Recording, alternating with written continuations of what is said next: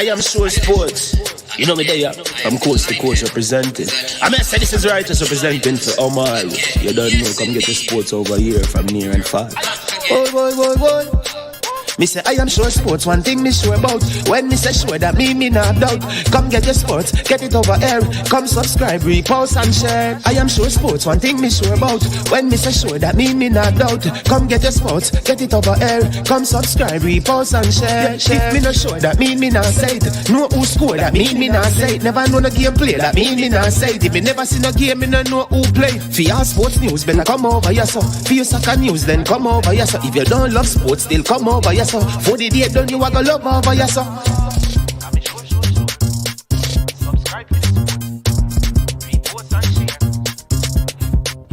So when it comes on to behavior concerning football, Jamaica is decent. I am sure that if we can get all of these things done, set in place by the end of April, it gives us enough time before the World Cup campaign. Not afraid of no Brazil, no Argentina with these crap of players. We are good enough. Remember to like, subscribe, share. Listen, comment. Let me know what your thoughts are. Trick Jerk Marinade gives your meats and vegetables authentic Jamaican jerk flavor. The spices are directly from Jamaica. Spices like jerk seasoning, allspice, Scotch bonnet pepper, fresh scallions, thyme, ginger, and garlic. The key ingredients to a great jerk marinade. 0% sugar and low in sodium. You want to try it?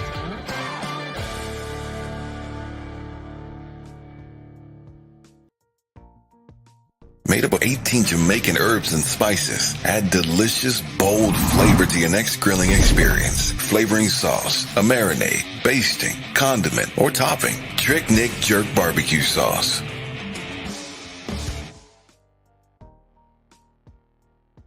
William D. Memorial High School D-Cup Alumni presents its third annual fundraising barbecue on Memorial Day, May 30th, 2022. Wear your favorite jersey to Wilsonwood Park in Mount Vernon, New York. Remember to take exit 12 off the Hutchinson River Parkway. Music by DJ Mad Max of Sound 1000. Proceeds to aid the William D. High School Acosta Cup team. For more information, contact Keegan 304-607-4034. Our Codfish at 954-639-2991. Proud of people, it's important. Remember, make sure say Ono did that.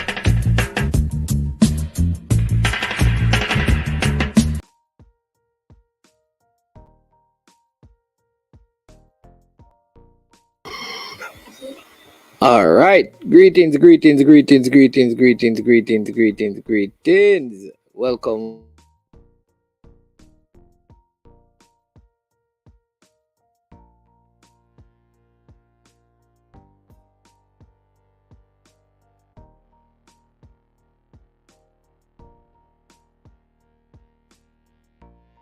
Good evening. Yeah, all of you out there, welcome to I Am Sure Sports. This is Manins, man. Yeah, man, we have a good one lined up for you. Hope you're ready. Hope you're ready.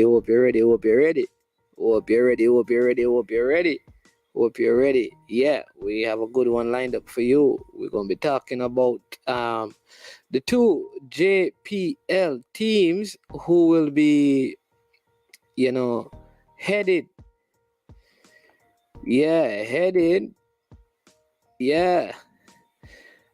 overseas for the Caribbean Club Championship. Yep. Heading overseas. Yeah. To the Caribbean Club Championship. That's Waterhouse and Cavaliers. So we want to, discuss that on the show this evening. Also, for those of you who are fans of, before we get into that, let me just say, express, condolences to the racers fraternity. Because, we're a sports channel, Yeah. And yep. Chris Harmon, the man who is known for his exploit at Cayman or Spark in terms of commentary and all of that, he died. And so condolences to him and his family. One of the persons who do commentary and horse race is that I really, really love. And I mean, I like his commentary. I used to try to practice it, because I've always felt like one day I would have been doing commentary on sporting event. You understand me? And we could start out, we could call some names that the people who jump onto the stream, we could call some names, like put 8 names in there. You understand me?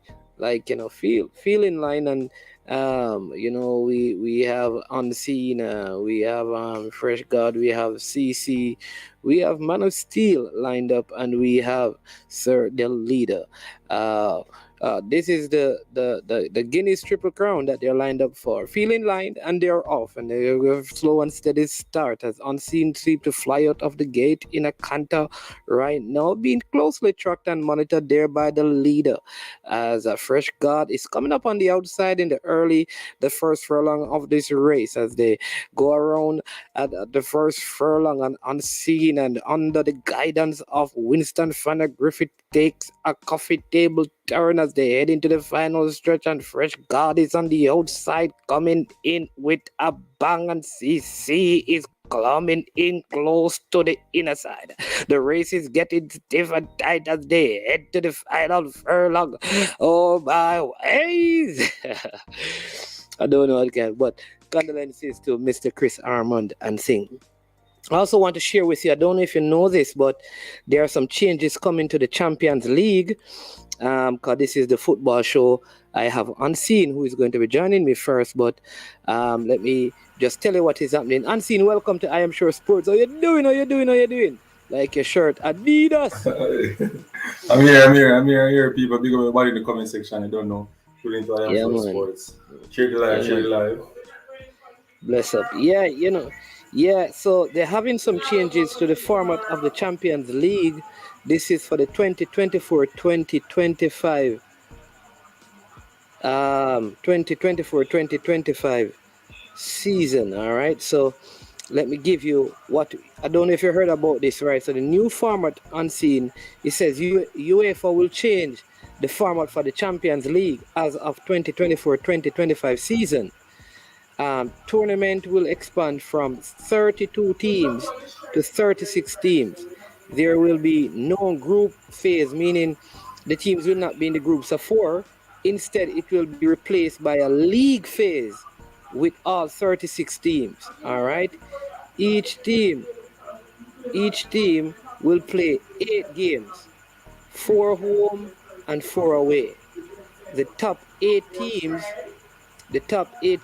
from the league phase will advance automatically to the round of 16. All right. Teams rank 9th to 24th will enter a 2-legged playoff for the remaining spots in the round of 16. You understand me? So the top 8 teams go through, then they're going to be some playoff for the rest of the teams. So I like the new format, because sometimes teams get some little easy zones. You understand me? So I think every team playing everything. It reminds me of what they were trying to propose with they were trying to try this league that Arsenal and Chelsea and one of them shut down. And they shut it down. I think what they have done is kind of took some of the idea. Put it together. So as a DJ, Romian is saying that the top 5 from England. So you could also see is that come the 2024-2025 season, they probably England probably get a next spot. You understand me? The Super League, right? Fresh God. So what they are doing, I think they are merging the Super League idea with what they presently have. I like it though. You understand? Because sometimes in the early round, you never want to watch the game unless it's a big team. Like you kind of figure who is going to come out of the zone. But what do you think, Unseen, about the format change to the Champions League? I like it. I share the same sentiment, Some teams had it easy through to the quarterfinal zone round, and I think this now will really test them, to see what they have in the early part of the competition, and it give a different, spark to the competition. A lot of people like new things, some won't like it, but let's see how it goes, man. Is man. Yeah, man. All right, so DJ Liverpool, we have in Premier League action today. Chelsea, listen. Chelsea defeated Leeds by 3-0. You understand me? Listen, it looked like Leeds could be relegated. Norwich is out. Watford and Everton play to a draw. So Leeds are in problems because the bottom of the table now, you see Norwich out, Watford out, because they only have 2 games. Even if they win both of them, the most they can go is 26 and 27 points. Leeds and Burnley are on 34.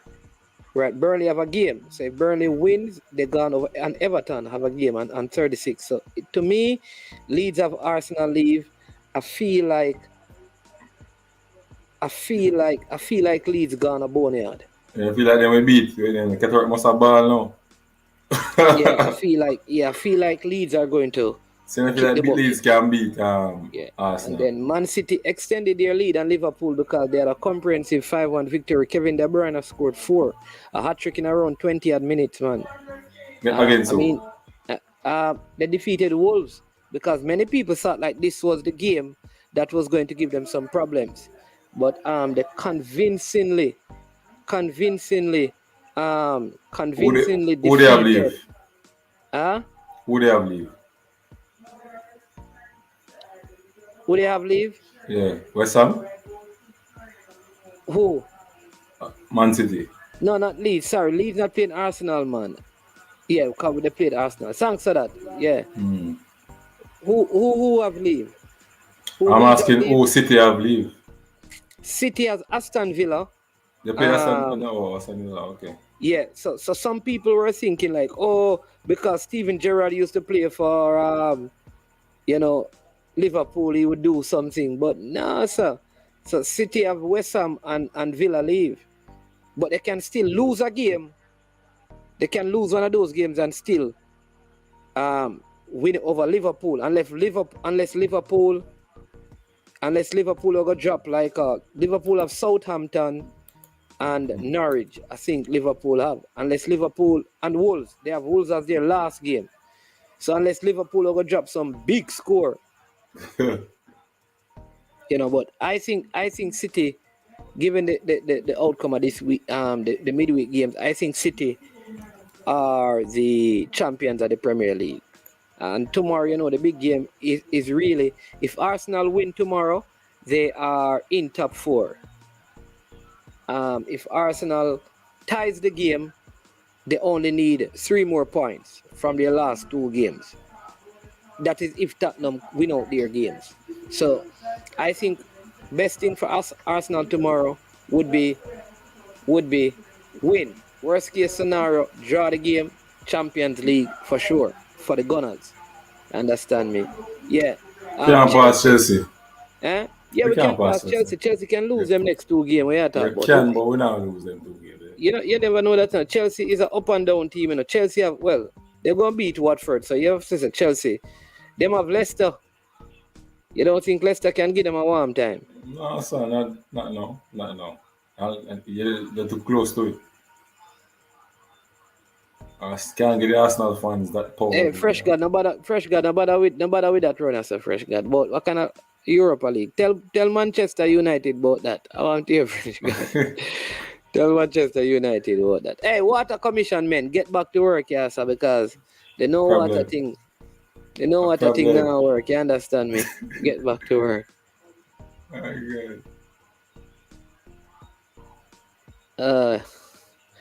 Wouldn't say the money get a payoff.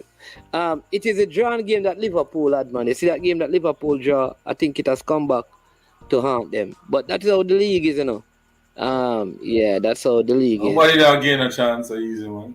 Play feet, you know, man. So the league set up, man. Yeah. Yeah, man. But we're gonna have a couple of the persons who are like we're gonna have someone from Cavaliers. We're trying to see if we can get someone from Waterhouse because they leave on Thursday. Isn't tomorrow they leave? Yes. Tomorrow on Friday they leave to head off to the tournament because the games are on the 15th. Right. Yeah, so both teams leaving Jamaica. Yeah, so we're going to see if we can get some representatives to. But I mean, what do you think? You think like the Jamaican teams can go over there and make an impression, given what you have seen from the league play of these two teams, which is Waterhouse and Cavaliers? How good do you think the Jamaican teams are? Haiti is not playing any football, and I hear that Dominica Republic League is not as competitive as ours. So, what are your expectations? Is this you're thinking like, okay, both Jamaican teams can qualify from here? Some of these, man, they are going to play Asian team and a Dominica team, and their league is not. Both of them. That's what the zones. And their league is not in full effect. Well, the Haitian league is not. So I heard that the Haitian league has not been going. So they're just training for this game? I don't know. Haiti is a very strange because Haiti could be playing football, you know. See, Captain is saying that he believes that Waterhouse and Cavaliers, and I think both of these teams now will go on to the CONCACAF competition, where they will play like the other teams from Central and North America, which I think could be good. I think this is the medium of exposure that the players need. This is where now, you know, the national team is there, but if players are to be exposed, I think this is the venue, this is the avenue that they need to look at, and the clubs need to pay a lot of emphasis on this. Now, I just go add some under 20 thing because, listen, I tell people, me not compete with people. Me then a lane by myself, a league by myself. You understand me? And see, you know, we things there. We then a league by myself. But I know that there are players. I know a lot of people have been saying one thing, that Omari Hutchinson would never play for Jamaica. Omari Hutchinson is going to go to Catalonia, right? And it's one game, so I expect that when that is finished, he probably will play in the U-20 tournament, but he's definitely going to go to Catalonia. You understand me? Teach them, tell them what about. I also know that there are at least between now and Monday, there will be players, at least 2 players from England and 2 from other places in Europe, in Jamaica for the under-20 team. So I know somebody is saying that no one from the UK coming to play. That is not the report we have. Not a small false news out there, man. So we know that we have persons outside of the United Kingdom coming, at least 2, and at least 2 from the United Kingdom will be in Jamaica. And of course, I am suspecting that some of this have to do with the faster processing of the passport of the thing. All right. So the amount of them, I don't know, but I know that by the time they finalize the team, there will be more. All right. So that is my thing with the U-20. So saying that though, because unseen, the head coach of, because the JPL league games have been put off, you know. Only 2. Huh? Only 2 games. Yeah, the Mount Pleasant versus Waterhouse, which have been a big game. Put off. And Cavaliers, their game has been put off. Right. So it's a couple of weeks. Those teams will come back with a couple of games. Right. But the coach, because you have some of these players coming from overseas, the coach, I don't know who is the assistant coach for the U-20. So what that means is that no assistant coach. The head coach have to be here if players are coming. So who is going to coach the Waterhouse team when they go away to this tournament? I don't think Mr. Bent is not going either. Mr. Bent not going? No. No, man. We need to call somebody from Waterhouse, man. Find out who are the coaches going with the team. So we can tell the people who are the coaches going. Coaches have to go. You can't send the team without the assistant is going. You just said that the assistant not But going. there's more than one assistant. Or is I don't remember the other one name. Is Mr. Sewell? Is Mr. Sewell assistant coach or the goalkeeper coach? Is the or goalkeeper dual coach. function? But he's capable of doing assistant work.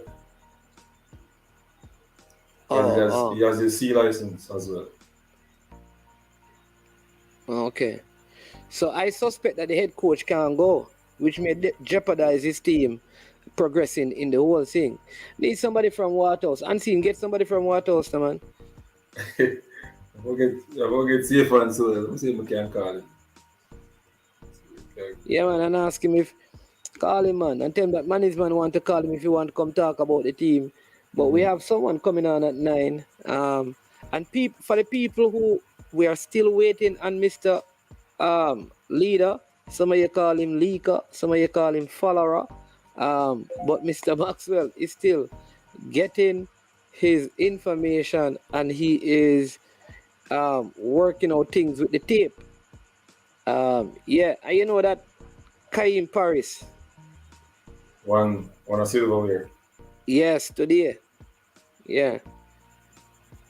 Pro Diamond. And he is going to Catalonia too. M10 doing some pretty good work, man. Yeah, they won by 3 goals to 1. He didn't score in this game. Though. Man, put up a fresh card. Come in there. I'm going to ask you a question. Why you didn't do that? What did they do? He said that, bro, why they have the least interesting game I play on Monday? The Arnett versus Dumby Holland could play Monday. And you know what? You know, hey, this is a very important question. So I asked, like, why you can't change up the fixtures? And they said it is match fixing. Yeah. Yeah. I was saying, why don't change up the fixtures and thing? And they were saying that based on the FIFA match fixing thing, to move up the games for financial game. And so if you did schedule, remember now, you'd have scheduled certain games. If you begin to move them around to facilitate 2 teams, according to some ethics thing in FIFA, I don't know, I need to check it still. Somebody who know the FIFA laws and bylaws can talk about it. But that is what I hear them saying. Match fixing. Yeah, fresh guy, I don't know. I need somebody who know. Listen, I'm just telling you what I was told. I am saying I am not sure, but if you know what the law or the bylaws of FIFA stipulate, like they couldn't move, say Arsenal were supposed to play against Liverpool, and they had a Friday night, and Friday night was a big night. They couldn't move that game to play City versus Manchester. That is what I'm hearing. So I don't know. Yeah, see, M10. I mean, M10, listen, call the program, man, and give us a little insight on these 2 teams if you can. Yeah, man, call us on WhatsApp. You know, you don't have to come on the live stream and tell us a little bit about these 2 teams because I know you're always doing your work in terms of looking at teams and stuff. Yeah.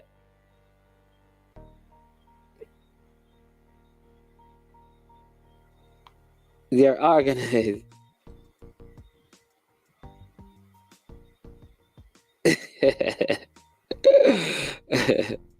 Yeah. All the games, they love those to sue TV rights all the time in Prem. Do they change them though? What I'm saying is that what the Prem probably does is long before they have them, but do they actually change them up?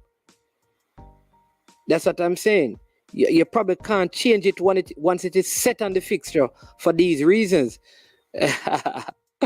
Big up Malik Mills. Yeah, man, I'm going to get that information for you that you asked me now. Yes, you can't change the teams, but you can choose what games to play on what day to suit TV interest. Okay, all right, I hear you. So, Kaheem Parris' team won the Slovenian Football Cup, right? That is not the.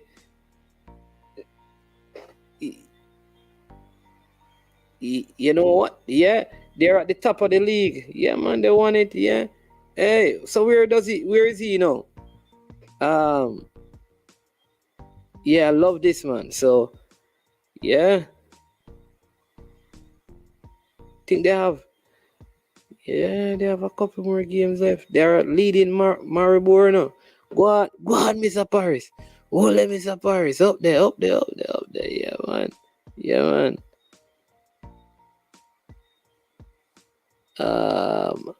Malik Mills. Bless up, Robert Smith. Yeah, man. Up move. Yeah, man. What is the first comment? Malik Mills. Let me see your first comment. Where is it? So many comments in the Malik Mills. Alex, bless up. I see Alex in the building as well. Yell up. We're trying to see if we can get somebody from Waterhouse to tell us about the team preparation for the Caribbean Club Championship. Malik, just type back the message and send it back because I'm not seeing it. And they are the first in the league because Maribor lost last week, but still too much. Yeah. So they won the cup and they are first in the league with 2 games because Copa have 66 points. They have a superior goal difference by 2 as well. And Maribor have 64 and there are 2 games left to play. So if Copa win both of their games, they're gone through. I think that would mean they play in the qualifying rounds of the Champion League. They would not qualify automatically to the Champions League, but they normally have those playoffs. They would normally be in those playoffs to get a Champions League spot. And I think if they miss that, they will end up in the Europa League. But like you have been hearing, Kaheem Parris may not be there. And yeah, man, big up Jason Gunnar saying Shamar gone final of the Russian Cup, missed a few chances, but was dangerous in his 70 minutes on the field. There you go. Always good, man. Today in semis, yes, they gone to the Russian Cup. Yep. I'd love to see Shamar as well over in Catalonia. Hopefully by the time we get there, his league is finished and he gets a week. Okay. Manage, I hear that Canada U-20 team, a big side, enough MLS and players who play in England on the side. They recently dropped 3 on Costa Rica in a practice game. Yeah, I like a lot of...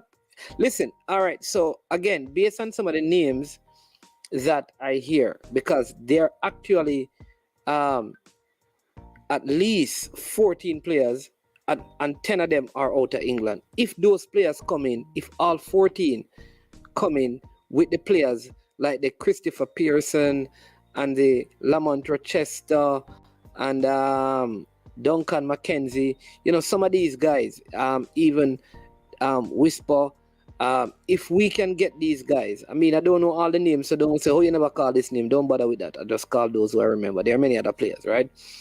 I think we can, but without the addition of those players, I think we are going to struggle, right? But I'm happy to hear that some players are beginning to come in starting this weekend.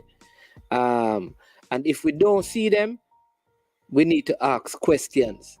Because this crop of players who have not yet gotten the international or the overseas experience, they're not able. And even if these players that we have out here are top class and there are 14 of them, what if Pearson and Duncan McKenzie, do we have enough quality to replace them? Even if we say they are top quality players, they are the greatest players in.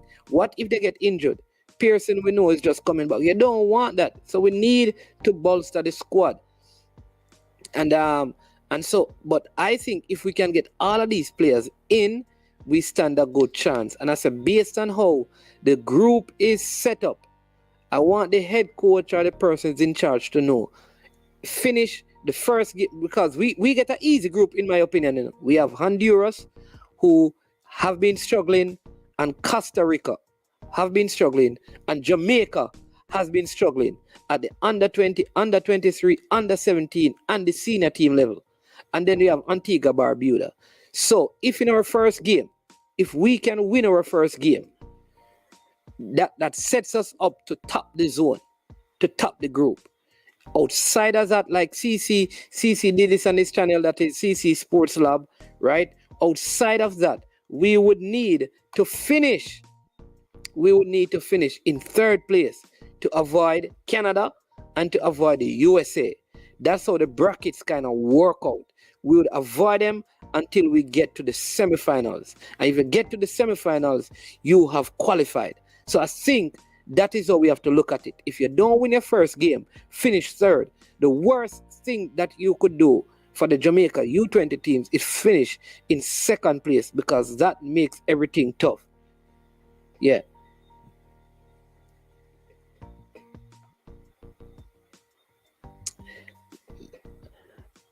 Listen, somebody says, money, so we hear say, no U20 from overseas is not coming in for the Jamaica U20 because they're coming in for trials, so them have to pay their own fare. All right, so listen, if I am wrong, I will come back and apologize. If the information gets out by next week, Tuesday, you should see persons from overseas. At least 4 of them, and others are coming from what I've heard. Maybe other people have other information. That's where they get the information from, that side. The information that I had this evening is that, all right? I know, though, that it is true that there were some challenges with the amount of money or the coming on the trial and who's supposed to come on trials. Remember, a part of this group is also Omari Hutchinson, and he is going to be in Catalonia and find a way to get to the U20 tournament, and there's no money involved. So I don't know, people have different information. I'm not here to get into what a next person here or what a next person say. If none of them come, I will gladly come and say, listen, I got that wrong and I was misinformed, and I'll be very upset that we don't get any of them. But from what I have heard, there are players who are on their way. The issue is that maybe we want specific players. Like maybe who we want, like, like we ignore certain names, because again, it's there's a top quality player from Canada, right? And nobody don't mention him because he's not from England. There's a top quality player who was a Phoenix player named Ethan Folds, who is in Portugal doing well, but he's from overseas, never played for Jamaica. He was a Phoenix player, never played for Jamaica at any level. He's coming, but nobody mentions him because, again, he's not from England. So is it that we're talking about the UK players? Because there is Nigel. Nigel is a player from Atlanta United. He is here. But we don't talk about that. There is also Matthew Baker, who is en route to Jamaica, who is in Germany. And teams are battling to get his signature now. And that's no joke. But we don't talk about these players because maybe there are other players that we prefer to see. And if we don't see who we want to see, then there's an issue. But I know that there are players out of the UK that will be coming. Whether or not they are in this, that I can't tell you. I can't tell you the arrangement. I can't tell you if them buy them one ticket. If them ticket gets, I can't tell you that. But I know that there are players who will be in Jamaica. We could see players arriving Sunday, Monday, and Tuesday.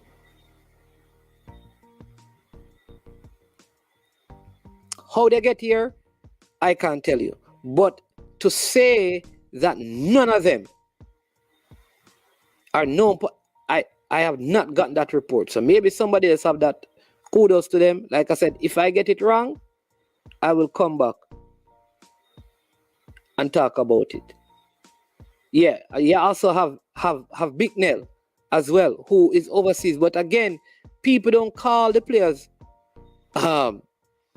like I think maybe there's, like I said, that's why I'm saying that maybe it is specific to players who are in England. Maybe that is what they're saying, because they are players from overseas. They are. Kamali Powell has been overseas. He's just back with the U-20's. Duncan McKenzie was overseas, you know.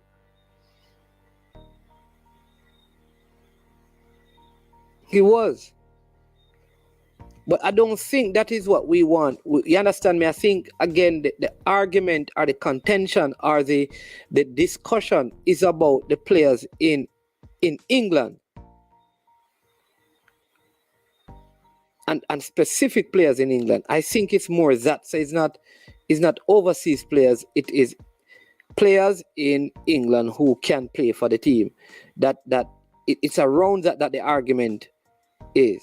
But like I said, from my reports, there are players who are going to be here. How they get here and the cost of them getting here, yeah.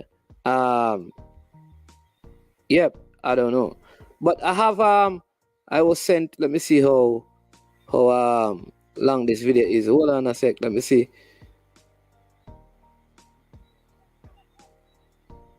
All right, let's see. All right, so you know that, I mean, we have a player overseas. His name is Dujan Richard Whisper. So we're going to play, so you just can see what is happening with him. So we're going to share a little clipping of what is going on with him over there, you know, so you can see, you know, yeah, his performance. I hope I can get this. Let's see if I can get it here. Get it here. Get it. Find that here. Yeah, get it here.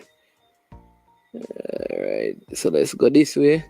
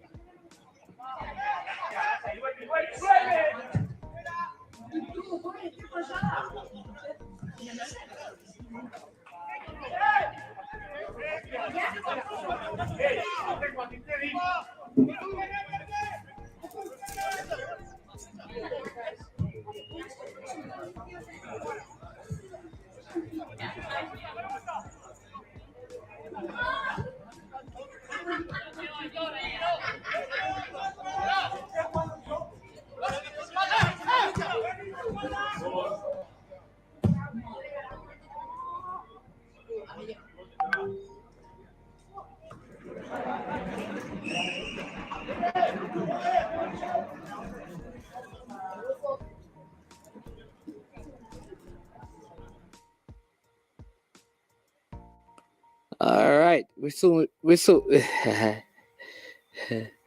yeah. Yeah, we so share some more of that game. Show you. You saw the first goal, so we'll show the second one as well. You know, yeah. So, yeah, that Whisper Richards doing his thing over there. Wishing him all the best. Like, you know, I think, like I said, that I think, you know, ideally, I'd love to see him in,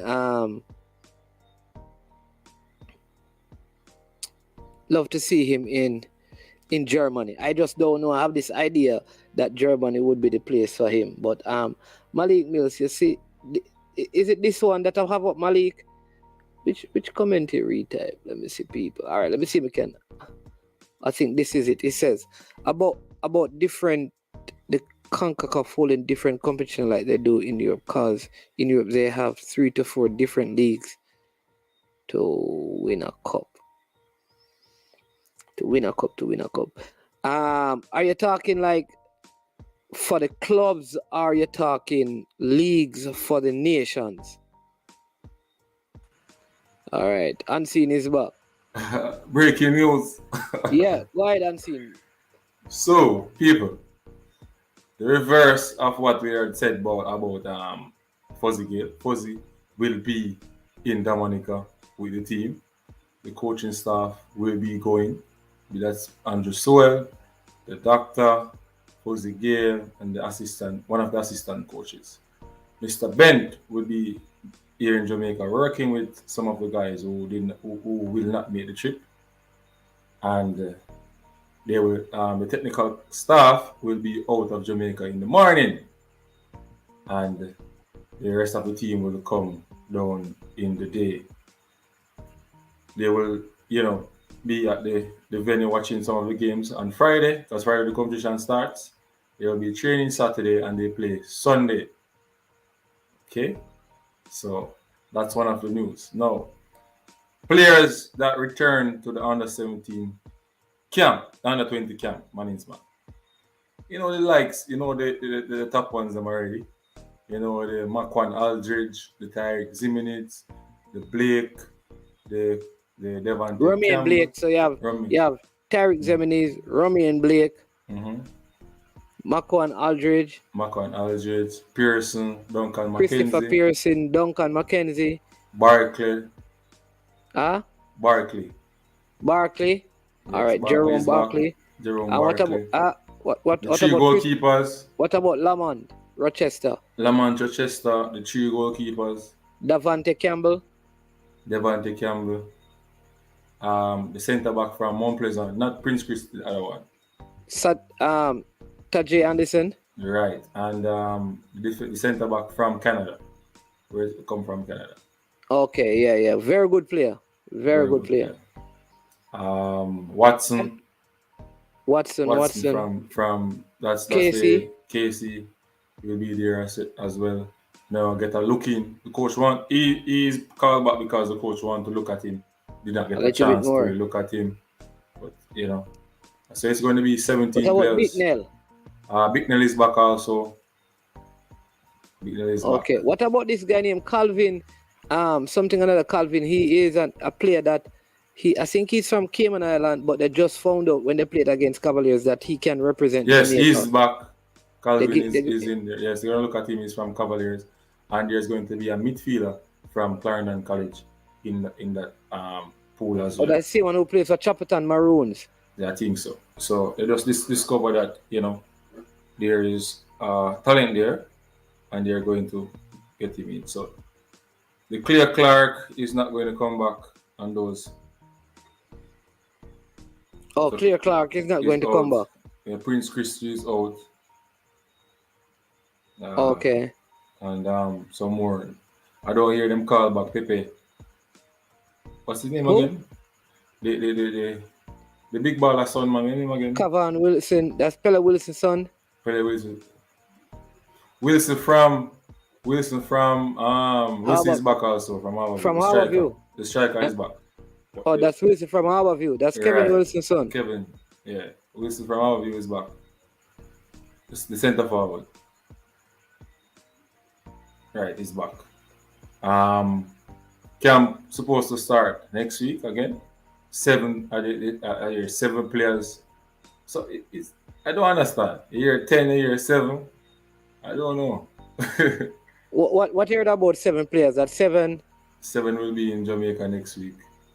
Yeah, so that's what I'm saying. So some people say 10. Some people are saying that I don't know where that came from, but I know like I am sure that one player is not from England, but he will be in Jamaica by Friday.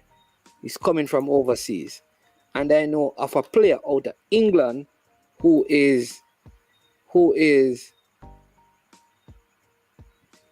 Premier League, who will be here on Sunday. A Premier League player. I don't know the arrangements if the player or the persons associated with them, but I don't know that. But I know the player will be here. So I don't know. You understand me? So some of the information I don't know.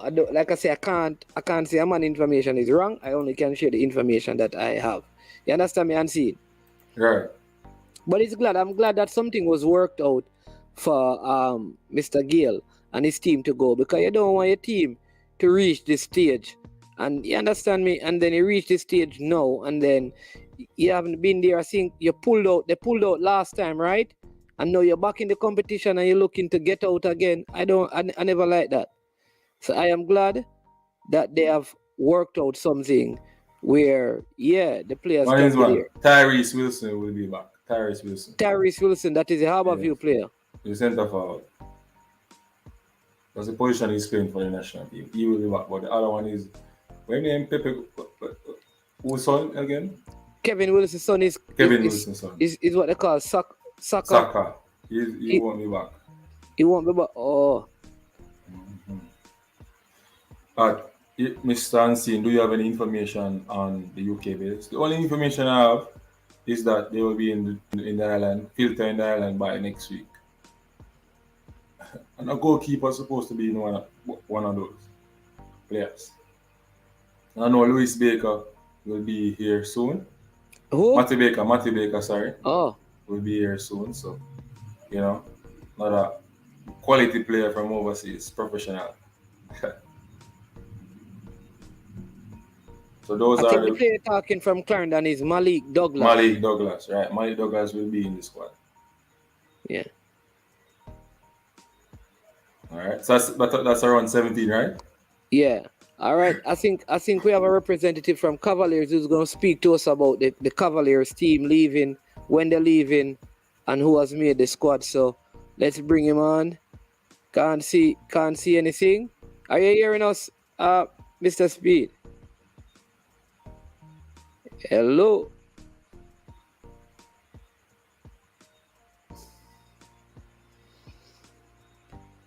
All right, look like we have some poor connection over there. So we'll hear about some of the Cavaliers players who will be making the trip. You know that they have one of the youngest squad entering the competition. Unseen. What? The Cavaliers team. In this, they have seven players who participated in the recently concluded schoolboy football competition. Right. Heading on this trip to represent them in CONCACAF. That sounds good. Yeah, so that's good. So I have the list of names of Vino Bartlett, Christopher, Ainsworth, Kyle Ming, Cleo Clark, Richard King, Melvin Duxley, Kimani Gibbons, Giovanni Leng, Lamont Rochester, Richard Henry, J.D. White, Christopher Pearson, Nicochet Murray, Dwayne Atkinson. This is a player from one of those Caribbean countries that they found out can represent Jamaica. His name is Jalmaro Calvin. Mm-hmm. Yeah. He's from Cayman. I'm not sure it's Cayman when Mr. Speed, but it's one of those other islands. Okay. Mario Smith, Gadiel Irvin, Colin Anderson, Kenroy Campbell, and Ronaldo Rochester. So that's 20 players going to represent Cavaliers and thing.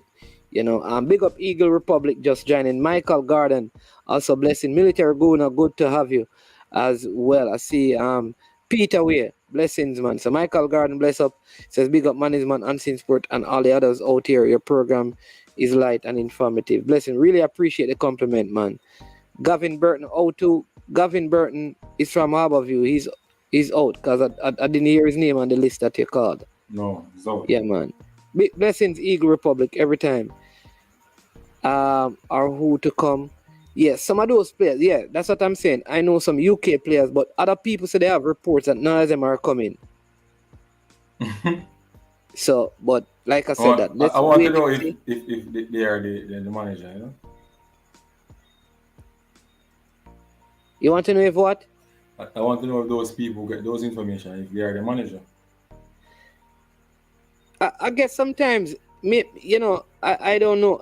Sometimes it's hard to follow with all the information, and I think part of one of the issues is that with YouTube and platforms like ours, all of us, including me, is that there's a need to release information, and sometimes it can be accurate, sometimes it may not be, and I think that is probably something that we have to manage well. Or sometimes what you get is really the truth, but it just change. You understand what I mean? So, It can change. That is possible. It can change. but management, Mr. Devon Porter came. He said that he's one of the persons that influence in terms of recruiting those in the UK-based players. He Yeah. said that they are going to be in Jamaica. Their citizenships is done. They're just waiting on the passport now. So they want the passport to process to speed up, and that's 10 UK-based players. Yeah. Right? So let's see how it goes. Yeah. So I don't know. All right, let's see if we can Mr. Speed. Yes, sir. Yeah, man. Good evening. I hope you're not speeding. No, I'm lighting not so good, but not try. It's okay, man. It's okay. Yeah, man. All right, good evening. Thanks for joining. I know you're on the road. Probably going to sleep at the airport from tonight, so the flight don't miss you in the morning.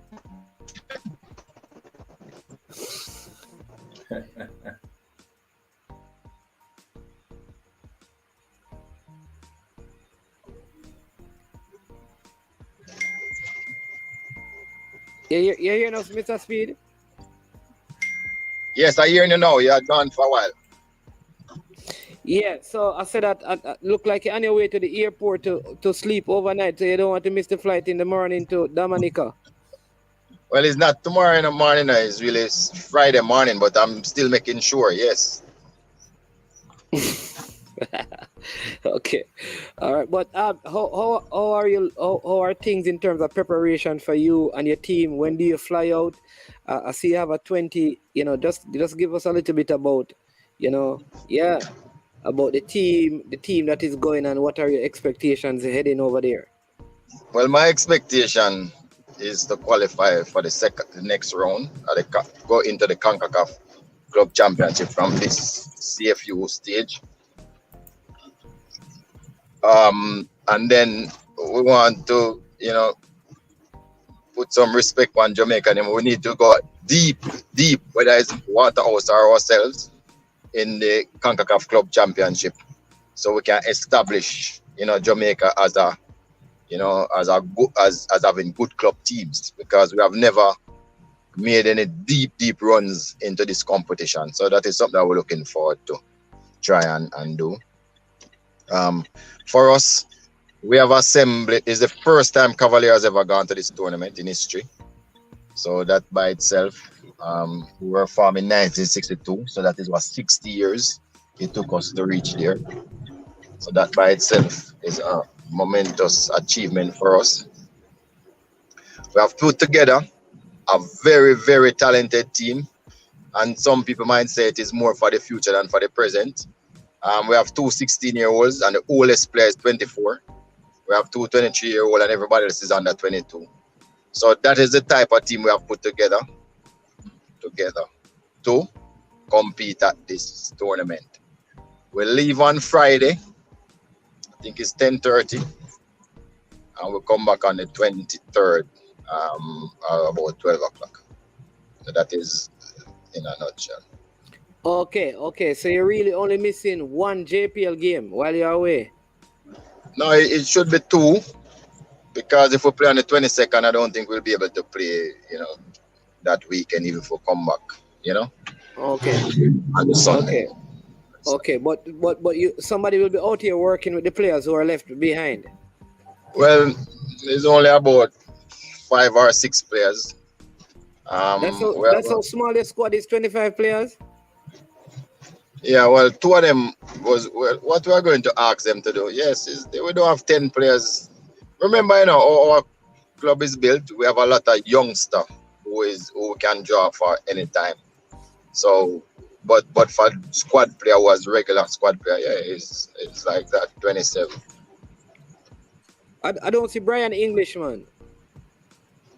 Well, you're just being mischievous. You haven't seen him for a long, long while either.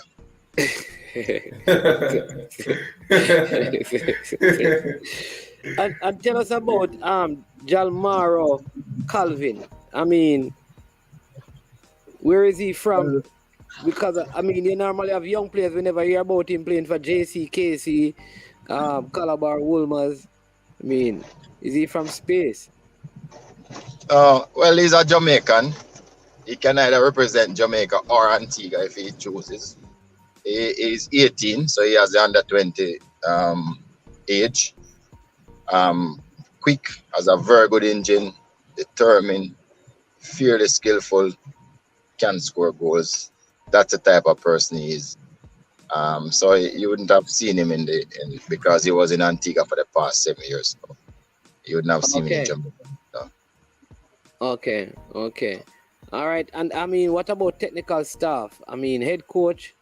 Because like on trips like these, the technical director don't necessarily have to go. No. The staff that just stand every week, that is the staff that's going. Myself, David Layla, Everdeen Scarlett, our physio, Kwanzi Bernard, and Colin Wilson. Those are the 5 persons that is going officially. Because they allow us 20 players and 5 officials. So those are the 5 persons going officially. So the 5 persons are Everdeen Scarlett. David Layla. Layla. Kwanzi Bernard, who is our physio. Kwanzi Bernard. Yeah, and Colin Wilson is our assistant coach. Yeah. Wilson. And Wilson, did you say Javan Parchment or Rudolph Speed? I didn't hear the last name. Well, we asked Parchment, but he's busy, so. busy. So the doctor not coming? Well, we're having a doctor, but he's gonna come in from his date, so that's what we expect of. But he's not coming from Jamaica. So give us quickly the format of the tournament. How will the format be, and who qualifies for the next phase of the tournament? Well, the format is 3 teams in a zone. There's only 6 teams in this competition, 2 from Haiti, 2 from Dominican Republic, and 2 from Jamaica. The zone that we are in, I don't remember if it's zone A or zone B. It is called the zone of death. It is the champion team from Haiti, the champion team from Dominican Republic, and the champion team from Jamaica.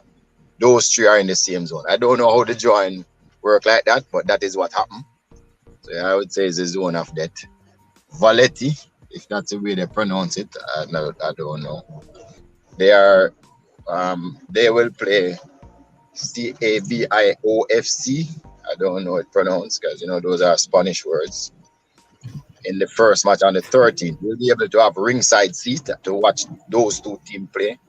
Then we will go into action on the 15th against Valetti. That's how it's pronounced. And then on the 17th against the other team. If we progress from the zone, we will play a semi-final on the 19th, and then the final will be on the 22nd. The first 3 teams, and of course, you'll play 3rd and 4th on the 22nd. The first 3 teams goes through. The first team get the automatic bye to the 2023 tournament, and then the other 2, I suppose, stays in the 2022 tournament. And then the 4th place team will play against a player for the 4th spot, the team that come 4th, to get a CONCACAF spot. So that's the format of the competition. Okay, and how much money you win when you win this tournament? If you win the tournament, you get $50,000 US. Second is, I think, it's 37, then 20 something, and then 15 or 10. But the winner gets 50,000. Okay, and okay, that's good, man. And then all the expenses are covered. Well, no, because actually we in a little bit of spot of bother. we decided to chart a flight because when we tried to get US to get visas, we're getting like 2024, 2023. So we just chartered a flight. It's an hour and 10 minutes. If we have to go through Panama, then there's a lot of traveling to reach back to Dominican Republic. Maybe we should have taken a boat. I don't know. Okay? The flight is just 1 hour and 10 minutes from Jamaica. So we're going to go there. The amount of money that we get is not enough, so we have to supplement it at the flight. We have to probably find an extra 17,000 US, you know. And so that is a little bit of a problem. Of course, if we go on to the second one, we'll probably get back 5,000, so it'll probably go down to 12,000. So even if we win the prize money, some of that will go towards the flight. But we thought it was worth it, so we are taking the same charter flight, both Waterhouse and ourselves. They have 25 spots, we have 25. We're taking a plane that can hold 50 persons. So that is how we're traveling, in style, somewhat. Okay.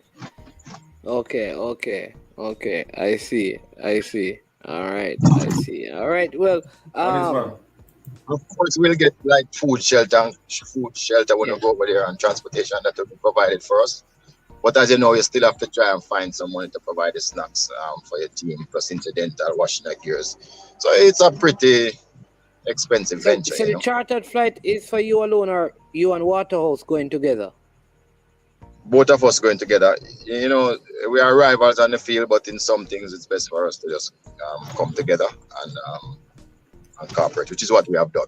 We have been our brother's keeper for most things, you know, make sure all of us were sending, you know, what we're supposed to send in, what the requirements are, the PCR test. We have been our brother's keepers, both Waters and ourselves, right through the process. Because at the end of the day, you know, of course we want to win it. Yeah. All right. It's important for Jamaica. Yeah. Unseen. Well. I mean, you have any question for Mr. Speed? They will be responsible for Jamaica teams in the future. Right, mostly. Yeah. So, do you know anything about the team that you're going to play in terms of what the style of play that they use? And we have seen the team from Dominican Republic. We have seen the team from Dominican Republic play numerous games, probably about.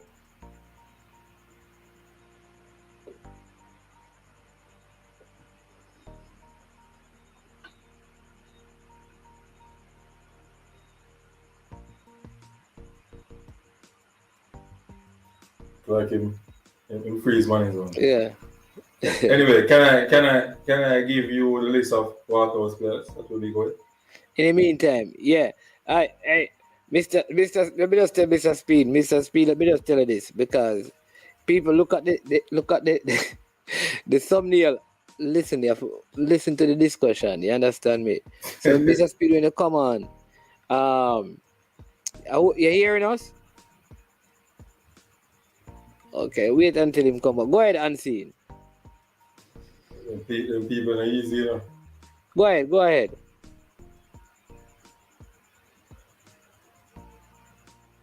Hear them one now. Yo, them are easy, you know, Bridget.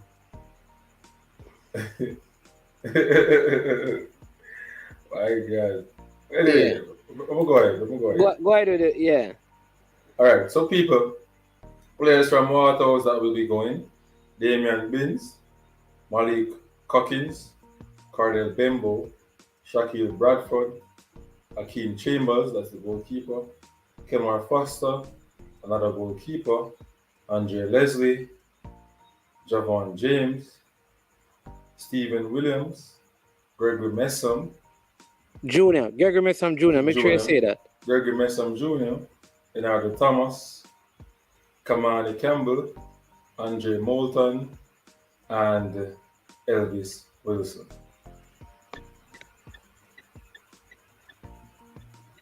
That's 1, 2, 3, 4, 5, 6, 7, 8, 9, 10, 11, 20. 12, 13, 14.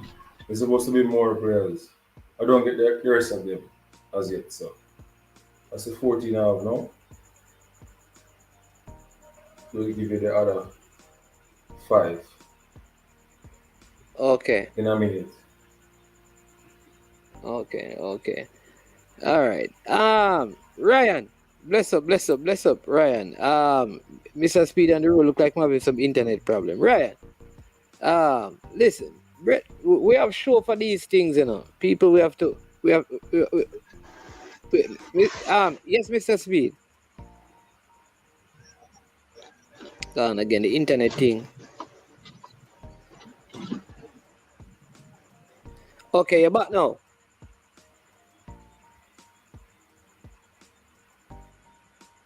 Frozen again. Big up Mr. Richards in the building as well. We showed the clip earlier of Whisper over there in Spain. Doing his thing, doing his work over there. Ryan, I don't know what to tell the people them, you know, but listen. You know me, you're like brother, my friend. All right. So because the persons have said that you sent them. You and I are brothers, you know. We talk regularly. And I've never ever, Ryan, disrespected you or gone on your channel and disrespect you. Alright? So all I'm saying is that free to put in whatever comment and ask question, but you can't send people and have them disrespecting me. Alright? A man free to say anything. That's all. That's all I want to know, Ryan. Alright? So let's not go there. But now I'll go facilitate that. Alright? Mr. Speed, you're still freezing. I started already. Huh? I started already, man. Yeah. You're freezing up, Mr. Hello? Mr. Speed. Yeah, I hearing you now. Yeah, right. You were saying that I think the last thing you were saying, and then let's do that and ask a couple other questions. So you're saying that you and Waterhouse are rivals on the field, but you guys coming together to charter the flight. Yeah. Charter the flight. If we fill out a form, we would call them and say, "Did you fill out yours like this?" When we did the PCR test, as a matter of fact, we make sure each other do it on time, send up the results. So we really cooperate together. I really like we are one Jamaican team, although we know we are two Jamaican team.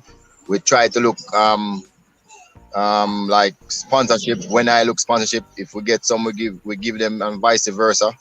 So that is really how we have approached it, together, and so far it has helped us, somewhat to prepare.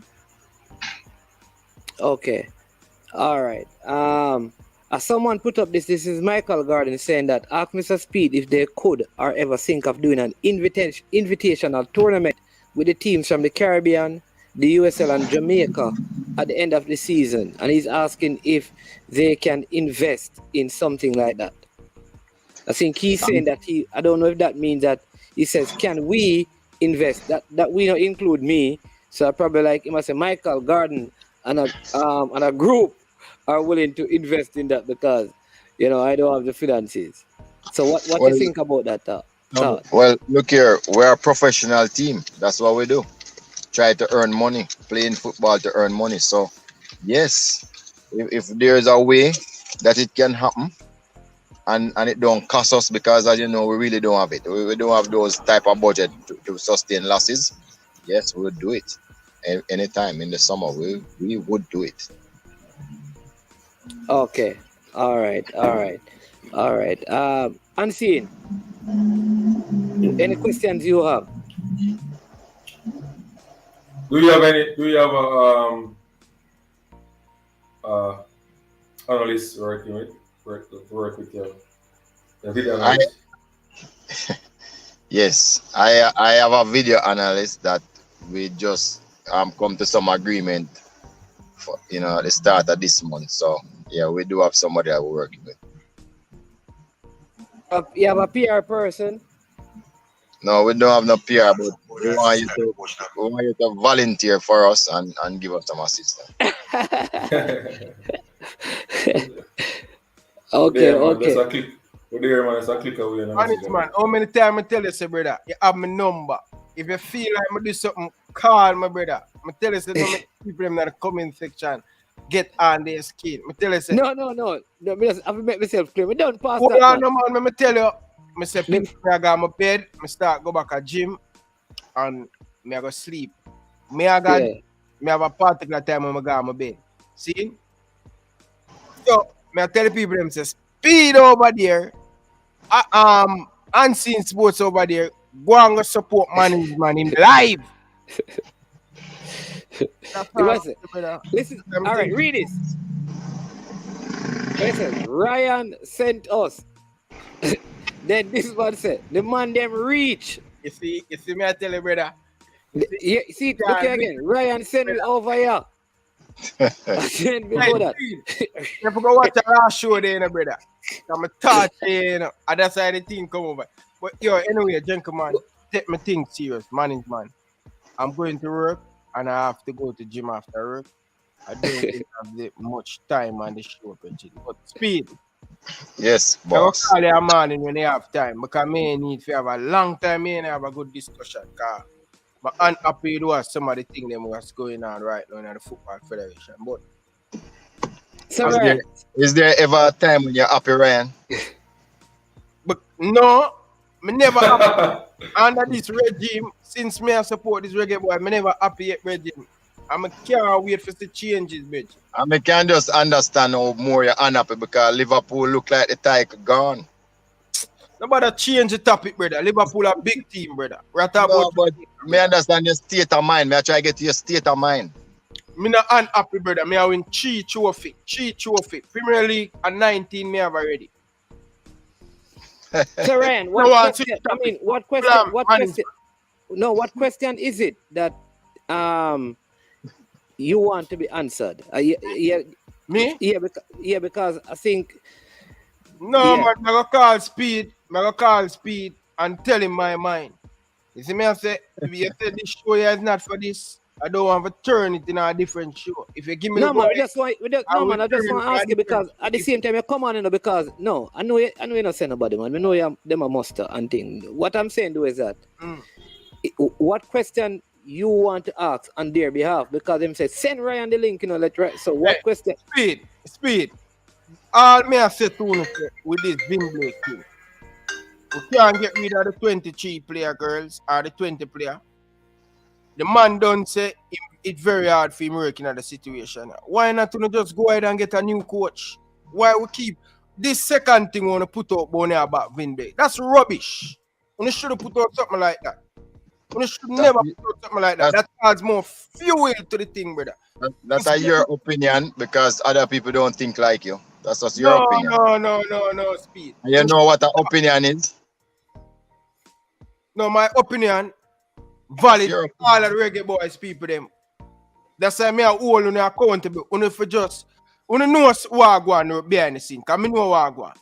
Yeah, the man touched on a whole heap of thing. It's not a coach reason why I'm not in the thing, Bridget.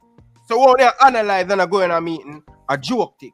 If me stay in Canada and know what is going on. What do you mean by a joke thing? So if we get a letter and somebody said this is the reason, we don't authenticate the letter or make sure we should dismiss it because before in the problem, only knowing the problem say it was an uphill battle. The people them never want him from day one, so they should hire him. That's the problem me I talk about. We need to start preparing for the tournament and the camp. So what you are saying is that anytime we start with the next coach, we must go find out from the players them who them want to be their coach and then hire that person. In this, no. I may have said yes, Speed. That's wrong with the girls them do. But what may I say? So Liverpool should have Kenny Dalglish now. Why about go for clap? Who you think would be a coach who can win things? No, Kenny is the same. Can't anger the back bedge. No, boy, no matter. Everybody like him. No, him no one be straight. Him know him is not the competent people to run it right now. But Ryan, you know that I was it yesterday. Let me say this on the Vin Blaine situation. Vin Blaine is not going to be the coach. No, I mean, so me just watch up on Sportsmax when that come out. When I did that interview with Speed. Oh, me? Yeah. Today. Today. None of that said speed and add more. But you must watch all of the interview and stop watch piece. All of it, Virgin. All of it, watch speed. It's all right. Ryan, Speed, but Ryan, And what the person said, what the moderator said, that Vin tell him say him not think he must stay. Did he say that?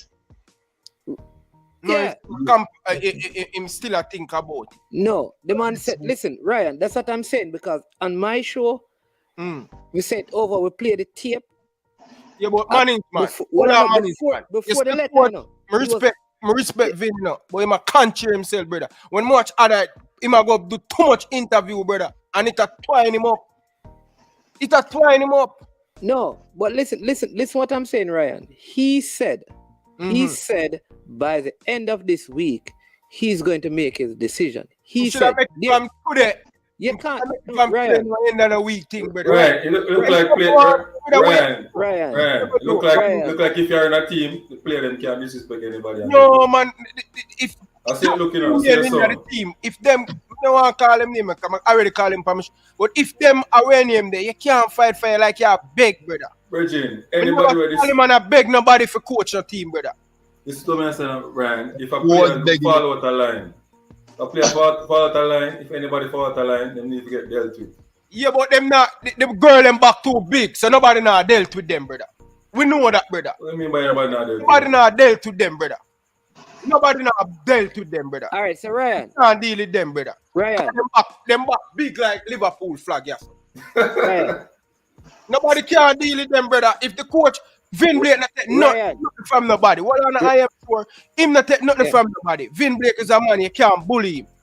If it's not fame way, a fame way, cause the man get paid for coach a job. Wish me, I understand and I respect fame, I respect what him do. He's my leader. I don't like nobody a dictate to me, brother. And if you see, he must stand up on him feet.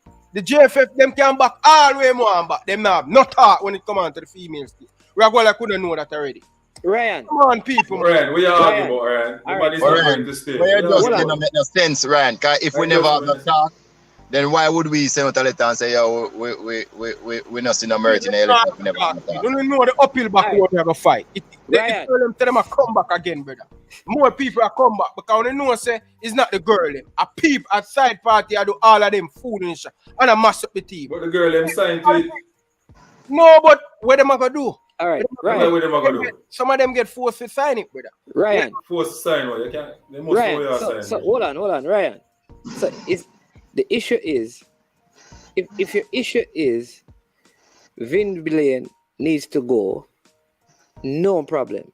I am saying to you, his utterances are saying he's leaving. So what is still the issue? Even if the JFF says, listen, because the JFF said, based on their investigation, blah, blah, blah, they don't see any reason. He says, listen, I am uncomfortable going back in that changing room. So I can't see any situation where I go back there. What then is the issue? Man. But after the letter came out, he said that. I'm saying after the letter, he said that. We not hear it. It's still him still have the job, management. Management. Him now gonna be the coach. It done. Yeah. So we need to move on. Yeah, that's what I'm saying. Go ahead, Anthony. This will solve it. Tell him what the letter has done for Vin Blake. Because he can't understand what the letter does. So what the letter has done is really no. What the letter has done, Ryan, is say, listen, the allegations, we found no such thing. So at the end of the day, he can walk away knowing that this is not an indictment on his character, on his personality, and or him getting any other job, because the JFF has said in that letter that we don't see these things as evident. So he can walk away. If he walked away, if watch this, if the JFF never did that letter and he walked away, it would look like all of those allegations are right. True. So what the JFF has really done is really, one, protected the man in stress, in a sense. So now that he walks away, him can walk into any job and say, no, but the Federation cleared me. If somebody accuses you of something and you and there's no evidence of it, it is important that a statement come out. That's no, on the scene still, but I understand that. Understand what you do? Me understand that, and boy, speed. So when me do certain speed, but I tell you, may I show you, that's what I say, quarterfighter losing back. It's all right. Before the man get the job, seeing me the downtown Toronto, me and my bridge in halftime TV. A man link me, I give me how much money I get. I think I $200 Canadian for do one video about Vinley. I say, this man I can't coach a team, enough you coach a team. Ray. I'ma say, why you want give me that? Why you want to give me that message up for me go put out now? At the same time I speak, but I don't know for some reason. I say me nah do it. I never feel comfortable doing anything, and I never really know much about the girls thing. So when I say 2 and 2, all of these information the people them bring come give me. And when I look on it, I say, but before the man even get the job, them people here fight the man. Them don't want him to be the coach. So why fight an uphill battle? But based on where you say now, when fight start, you just run away. You not fight none. No, you can't. But some man can fight, so what you worry about? That's why you're a soldier, you know, and some man can't fight. So like you know, we can't fight. Me expect you to run away, but no, other man can't fight. Don't do that, Steve. Don't do that. Me fight. Me not run. Me stand up with that. Me stand up. If me have to lose, me have to lose. You understand? So what you need to do is see the whole idea about that release from a JFF, which is an official statement we're saying. So maybe what you're saying is all right. Maybe people that are willing to fight. Maybe people who are there see a way out where they can win the fight. So I don't know why you're worried. You should win the fight. You could win the fight. No, man, you're not listening to me and say, man. You're not listening to me and say. All right. Let me hear. Listen to what all the man say. Right? Yeah. And then just listen to what me say. You say some people are untouchable. I'm just telling you that there's no such thing as far as we know. Once the JFF have anything to do with it, you're not untouchable. And you're fooling yourself.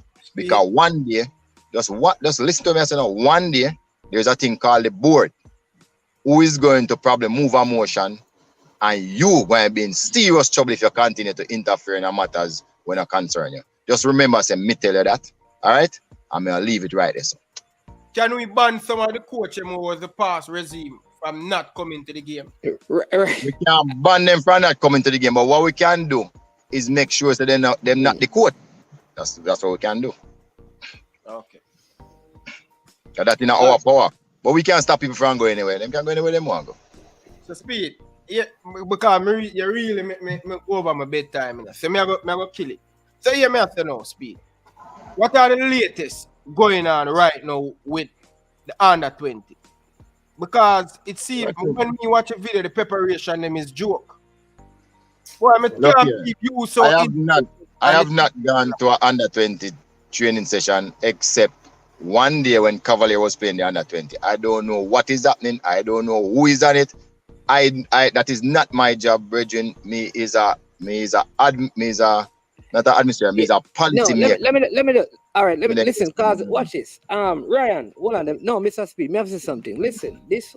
All right. Here's my signal, people. So come this. No man. Hold on, man. Go on your bed, Ryan. No man. Yeah, John. Watch this. I have an issue, right? Let me tell you this. Let me finish that. People can say what they want to say. All right? I have an issue. Let me tell you what my issue is. Apparently, there was, because I don't know. Apparently, there was some conversation somewhere, because I don't know, about UK players and money and thing and who said what. I started my video explaining what foolish, brother. I know who are the man, brother. I'm just corruption. Stop them foolish, brother. Ryan, let me talk now. I started my video and I explained what I know. So nobody don't believe nothing that I have said, but you want me to discuss what you heard from somebody else. Why should I believe that? Until you can tell me why I must believe that information. Why should I believe what someone else says when I have different information? I told you that I know of player from England coming to Jamaica. I know that. More than one coming to Jamaica for the U-20. I know players from Germany coming to Jamaica who are on their way. And you are telling me that all of that is wrong, but a next person information is right. So here's my thing. You see, wherever you have that conversation, invite Mr. Speed over there and have a discussion about No, it. me not go over there. Go do No, nothing man, at all. I don't know where. No, hold on, let me finish. I Speed don't and know where Mannings, it is. man. I tell you So- all the time, Mannings, man. If you know, Hey, if there's a certain No, thing, Ryan, let me finish. follow So up here's the my thing. conversation, brother. Don't. So on my, I put up the things that are going to discuss. So Mr. Speedmore finish discussion about Yeah. the CONCACAF because that's important. Me have to me. 14% battery. Yeah. Right. So, or, Yeah, Don't there you go. read Yeah, this so, bag of foolishness. So finish telling me Ryan, about got that. your bed, Ryan. Yeah. Yeah, boy, me don't know about Mannings, man. Me know how I bring them narrative there, but Mannings, man, sometimes you just don't pay the mind. Because them are Yeah, man. going to get you in a problem, brother. No, me? No, Ryan. No, man, get me. Just So Ryan, Get- if you not get Ryan, if you not getting a problem, and you know your head hot, a Mannings man are getting a problem. Who they call it head you know? You know you young, Ryan. You know you young and love rush. You're not patient for nothing. What's smart? You Ryan. Yeah. But I hear me do sometimes, Speed. Sometimes it very tricky. Hear me do sometimes with my computer. I put it full screen. And whenever I want to see what the people them are saying, I'm going there. Yeah? I always put it full screen. So me in control of the show. Me set the temper. Nobody not throw me off and all of them things there. Sometimes, as we as the host, sometimes certain comment by the time you talk and you look on the comment, it show you off your chain of thought, and then things start there. I say, why we never say this, and you know what I mean? So I always try to tell Mannings man say, don't really pay it because sometimes the people just come to make problem with. But So hold on. Let me answer some of these things. You Reggae Boy Central. You can't find his name. Maybe you need to. I don't go and find his name properly. And call Mr. Craig Butler and ask him because he was a part of Phoenix Academy. He's a Phoenix player or a former Phoenix player. So go and check, right? Go and check that and relax, man, and learn to spell the name properly. Me have to respond to some of the things. Listen, Dre, and let me say Dre anyway. There you have vlog as well, bro. Let me say this to you. I started my video and I gave we didn't even give U-20 information. Unseen came on and gave the names of some of the players who have returned to the camp. We spoke about players from overseas who are in the team and who are coming. What do you mean that's what's next?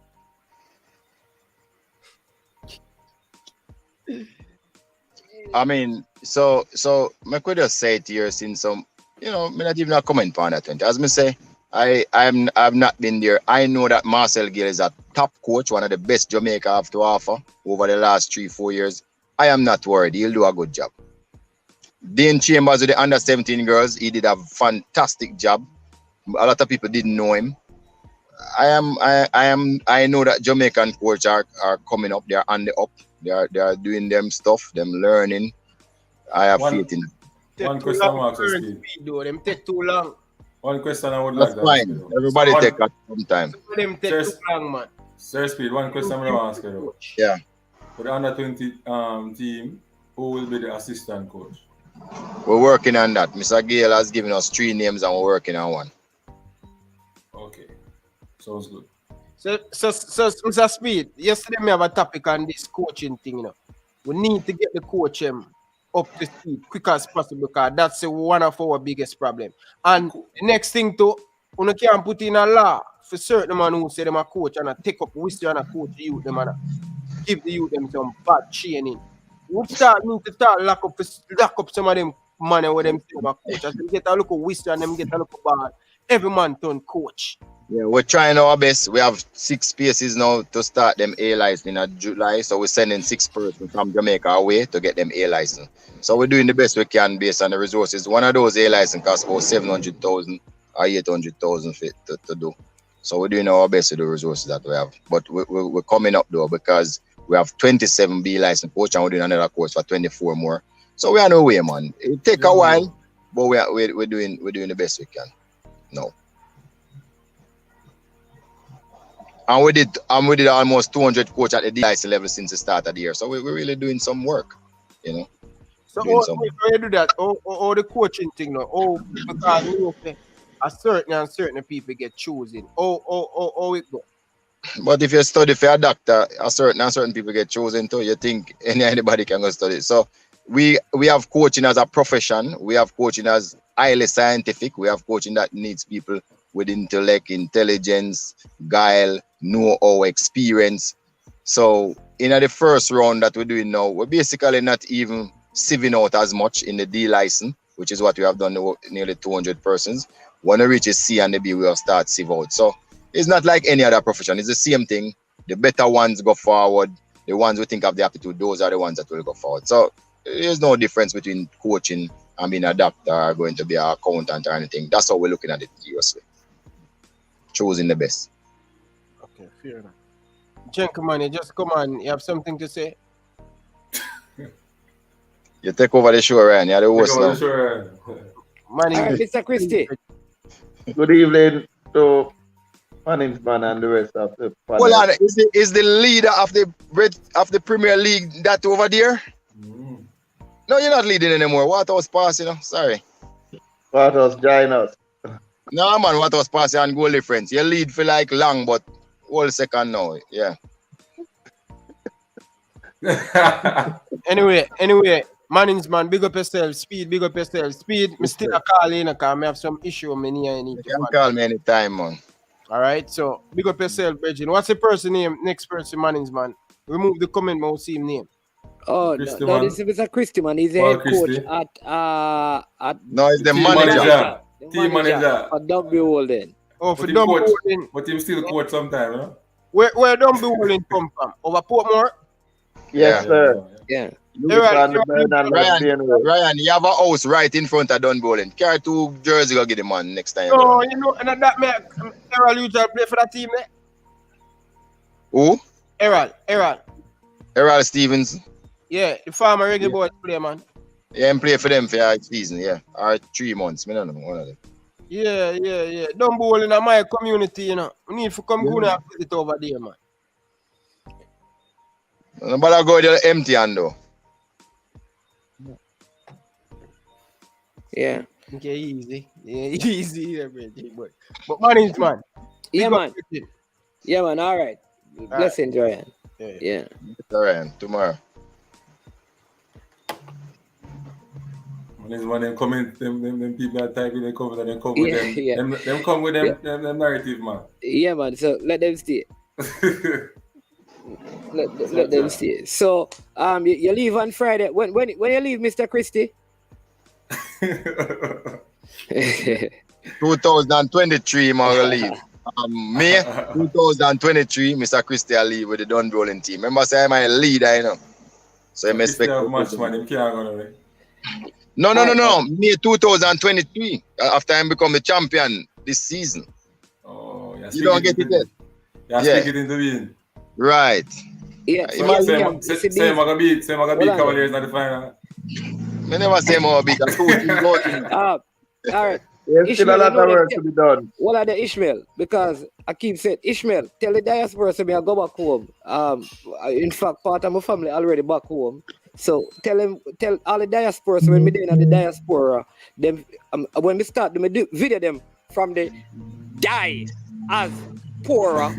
When I start them video from the diaspora, when I got them to come back to Jamaica, because anyways, so part of the family over there, so we soon get back over the diaspora. So when I get over back to the diaspora, what you gonna be? Me if you come back to Jamaica, or me I sell out the diaspora. Relax. Is that spelling that?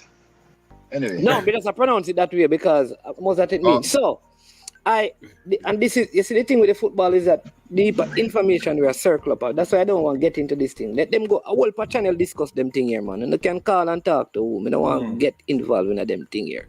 All right? We're just here to give you the breaking news. And we talk, but we know what we don't know. We don't know. So, Ian Campbell. All right. So, I see Ian Campbell have something.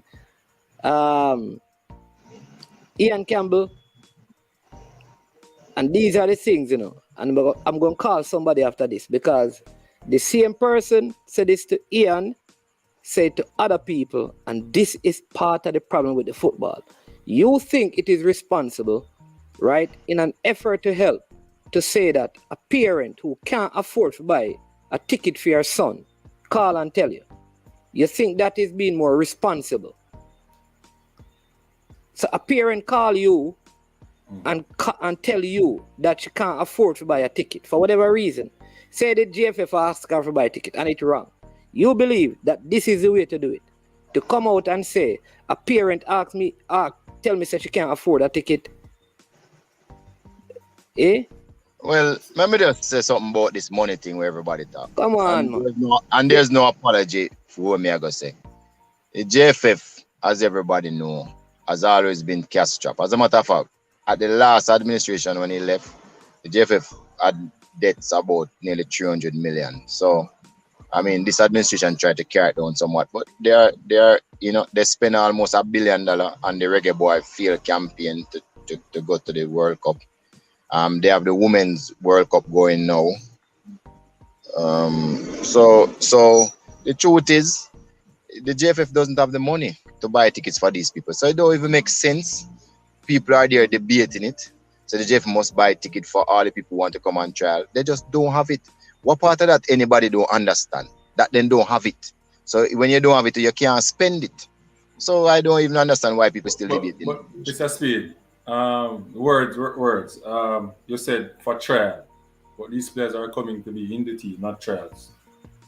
But and this is the cute part. That is why I say it's always good enough. Fix up that No matter what you think of these players, when they come down, who tell us that the coach are gonna want to use them? The coach are gonna make a decision again, So I'm not saying anybody. I can't say anybody is in the team. You can't say people is in the squad, but the team. No man, you kind of go too far if you say them in the team. It's only the coach alone can make that decision. Right. No people hear that though and understand. Yeah, what I don't understand is the one thing for me is this: if a player, because remember, if a player don't reach out to the federation, player playing the Premier League or qualify for the Premier League, and because there is a player whose team qualified for the Premier League, he should be in Jamaica on Sunday, right? So he's going to be playing in the Premier League. He's going to be here in Jamaica, and he's from England. You're saying that player is coming to see if he can make the team. I mean, I know that the coach have to see the player, because he can't just come and just jump and start. But is it that the players reach out, or there is a reaching out to the players? So listen, we see you playing, we have looked at your profile, we want you in the team. Yeah. Okay, as I know, as a policy, we agreed, and I can't talk about individual players. As a policy, we decided that people who are in professional setup, you should put them in the squad and give them a real good look before you select the final committee. That's what we agree as policy. Now, how they reach here, they can reach here. Even when we sending players abroad to go on trial, sometimes the club decide to pay. Sometimes the club say, you have to pay if you send the player come over here. Sometimes the agent sponsor. There's a whole heap of way people can reach their destinations, All I'm saying to people, look here, the JFF will probably help as much as they can, but people, just like how sometimes you don't have the money, the JFF does not have the money to just fly down everybody, or all the persons. Sometimes they might have to make choices as to who they carry down, depending on what they can afford. That's all I'm saying. Yeah, but that is why I am saying though, if say it is 4 players, like you see 4 top quality players, and that is what that I understand. But I'm saying I can understand how a person feeling like, okay, I am in a match day squad in the EPL. I'm coming to Jamaica.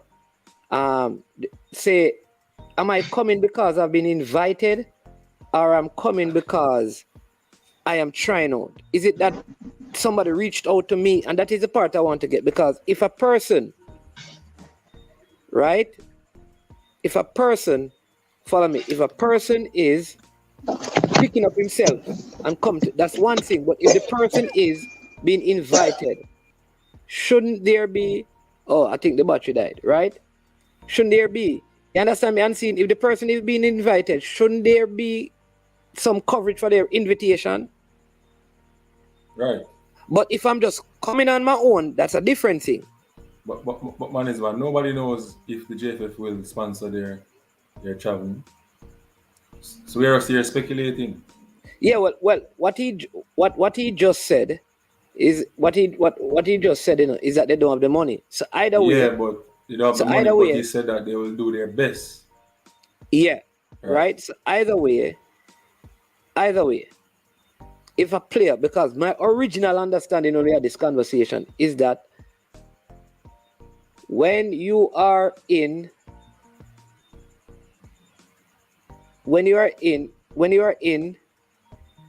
certain professional setting, you will not need to try out. That does not mean that you're going to be in a starting 11, because That's what he said. right, the coach, not because a man playing the Premier League means that he plays in the Championship, means that when he comes, he doesn't need to train and he goes in the starting 11. All right, that's number one. That's not the idea. The idea is come and still prove, because you could come and you're still not better than the person. It is possible that a player may come, say a player come to play Christopher Pearson's position. Christopher Pearson could be better than the player. Yeah, you understand what I mean? And see, what if a player comes, don't know who they are, but say a player comes and he plays the same position as Christopher Pearson and Duncan McKenzie, and they are 1 and 2. You can understand that the player may not make it, but it's not that he was on trial. It is really that he wasn't good enough to make the team. Right. Which I think is a thing. But in those cases, when a man met the team, are the players going to go back after this to England to come back for the tournament? Because that is what I want to find out. You understand, Mr. Christie? Because if the players are coming to Jamaica, listen, what I do know and historically how these things operate, there are provisions made for the players who the federation want to facilitate. Let me be brutally frank. Provisions will be made for the players who the federation wants to facilitate. I don't know if I'm saying it clear enough for everyone to understand, but I know that provisions made for the players from traveling arrangement right down to room and boarding for the people who the JFF want to facilitate. All right, so Ian. All right, Ian said that the player. Listen, where's Michael? Because Michael always said that. So Michael said that. Listen, he will help with that. So maybe that's a way where there is. But if there is a player, and this is what I'm saying, that sometimes our information comes out, and this is part of the problem with this media. So if there's a player, right, you get something saying that, bam, you can't make it. It's not whether the player name is called or not. You don't, like people say the diaspora is watching. Here's the thing. If this player somehow hear that the situation is mentioned, it could affect him wanting to be a part of the thing. You understand what I mean? It kind of feel a little cute. So I am saying, if there is a legitimate case, maybe the person needed to say, listen, do you really want me? Because there have been times when I've been invited to play football for people. And them ask me, I don't have the money. So if you want me,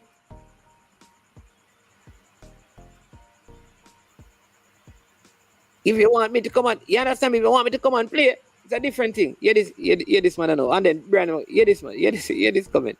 The man said, Manning's man, no integrity at all, but people player might not good like them unfit bug there we play for Arnett and cover kiss me teeth. All right, so let me give this this person an example and then we'll move on. Who is this now?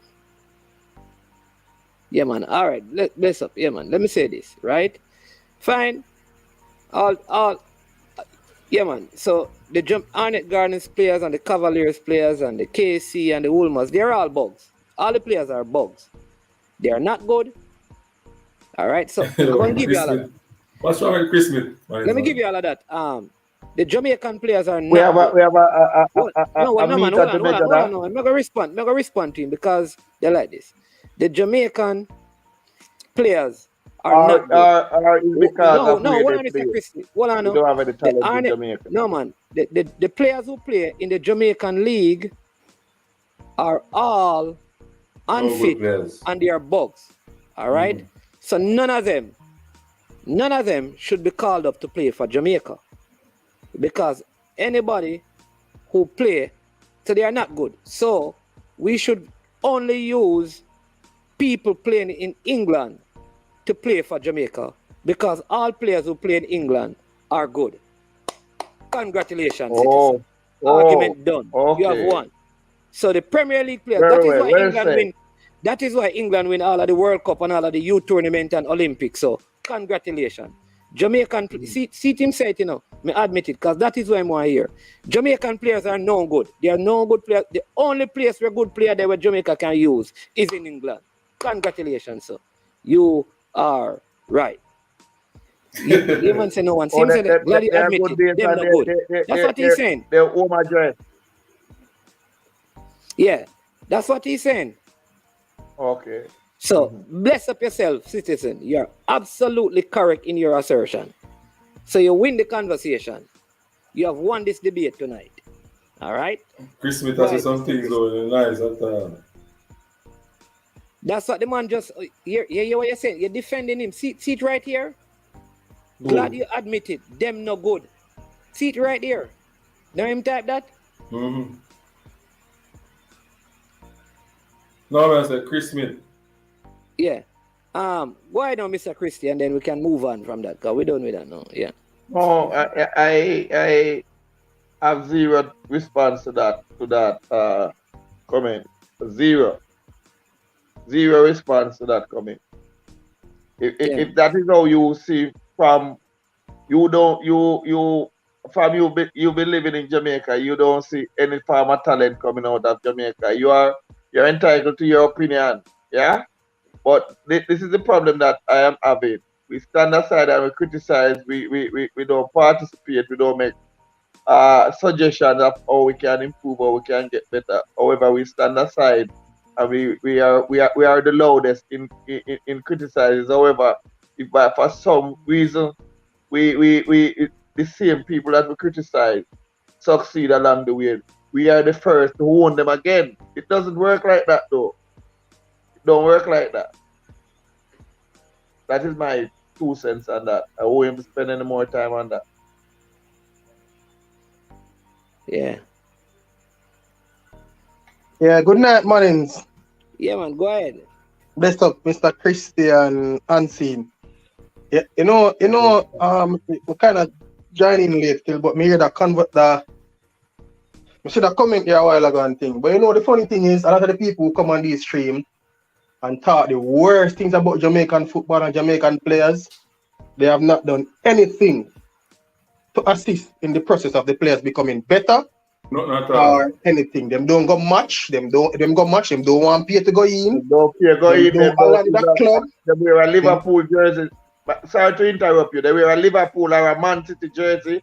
You would never see them in a Hornet Gardens or a Cavalier jersey or Waterhouse jersey. And when they come to the game, they are there and don't even want to pay the $1,000. However, they will spend their money to buy a Liverpool jersey, and them don't even have a passport. You understand? So I am very offended by that statement because guess what? Yes, I am affiliated with Dumby. However, I am Jamaica first and will always be. Yeah. When I hear a man criticizing my country, whether I don't even know which planet him come from or which country, I am very, very offended by that. Yeah, sometimes I think the people them just make some general statement, but I guess everybody entitled to their own opinion, but sometimes some people keep them opinion to themselves, brethren, because when you say none of the ball is not good or them whatever, when you use and judge that, can me see some man who come from some place come play for Jamaica in a brethren, where sometimes it's a mystery to you, I can tell you this. if Raheem Sterling was playing for Marvel or Waterhouse, that is same criticism. Let me tell you something. This problem that some of us Jamaicans are having is just lack of opportunity. It's not a matter of skill or talent, and it's just lack of opportunity. I can tell you this. We there's a lot of players. Look at Evo, Shama Nicholson, who he wasn't very outstanding. He was good. He was good, but he wasn't very like over the top. He was holding his own, doing very well in the Premier League. However, when he get to a more organized environment, it was not like night or day. He fit in based on the circumstances and the opportunity that presented himself. Same thing with Kaheem Parris. Kaheem Parris is leading with I think 12 or 13 goals in Slovenia. Kaheem Parris was like out of this world. He was holding his own, and he is a born and bred Jamaican. So when I hear people saying these things about Jamaicans, and it just hurt me to the core. But yet still, I have one question. What have you done for your country? What have you done to enhance the process? You are here criticizing. All right, give me a suggestion. One suggestion. Just one. Them can't get a suggestion. They're not the Premier League. Not all them do it. They never sure. Sometimes bundle for them, you see.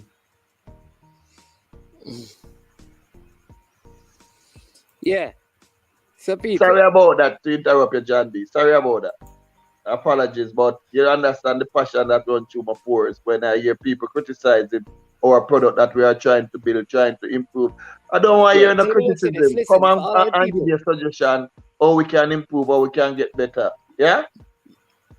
And instead of comparing, let us start create. Yeah? And we understand the limitations that we have. We understand. Look at and this is a fact. Listen, the brand of football that has been played in Jamaica. Hey, listen, everyone have a right. Listen, you know, everyone have a right to them opinion. I mean, no matter how bad it's sound, all right. No matter how asinine it may sound, you understand me? You know, mean it right, but you have a right to your opinion. But here's the thing: by this summer, some of the same players who are in Jamaica that we say are not good are going to be going overseas to big clubs, not just ordinary clubs. So is it that they get good at that time? Right? Just like some of the players are over there now. Well, let me take a call. Balakar. Yeah. Yeah. What kind of fan are you? Industrial fan? Yeah, this one, man. Welcome to the show, man. Go ahead. Yeah, man. When time you sit down and talk more about the yard baller, them people them of course say, yo, you only talk about yard baller no good. You see me, and I see a little thing one what they say, English baseball player go come play for Jamaica. I'm 27, you know. And they say they don't want nobody where the near to catch 20 we are 27 to 28, and let me look funny and she say Martin Davis, Norman Campbell, Paris. This youth when you breed.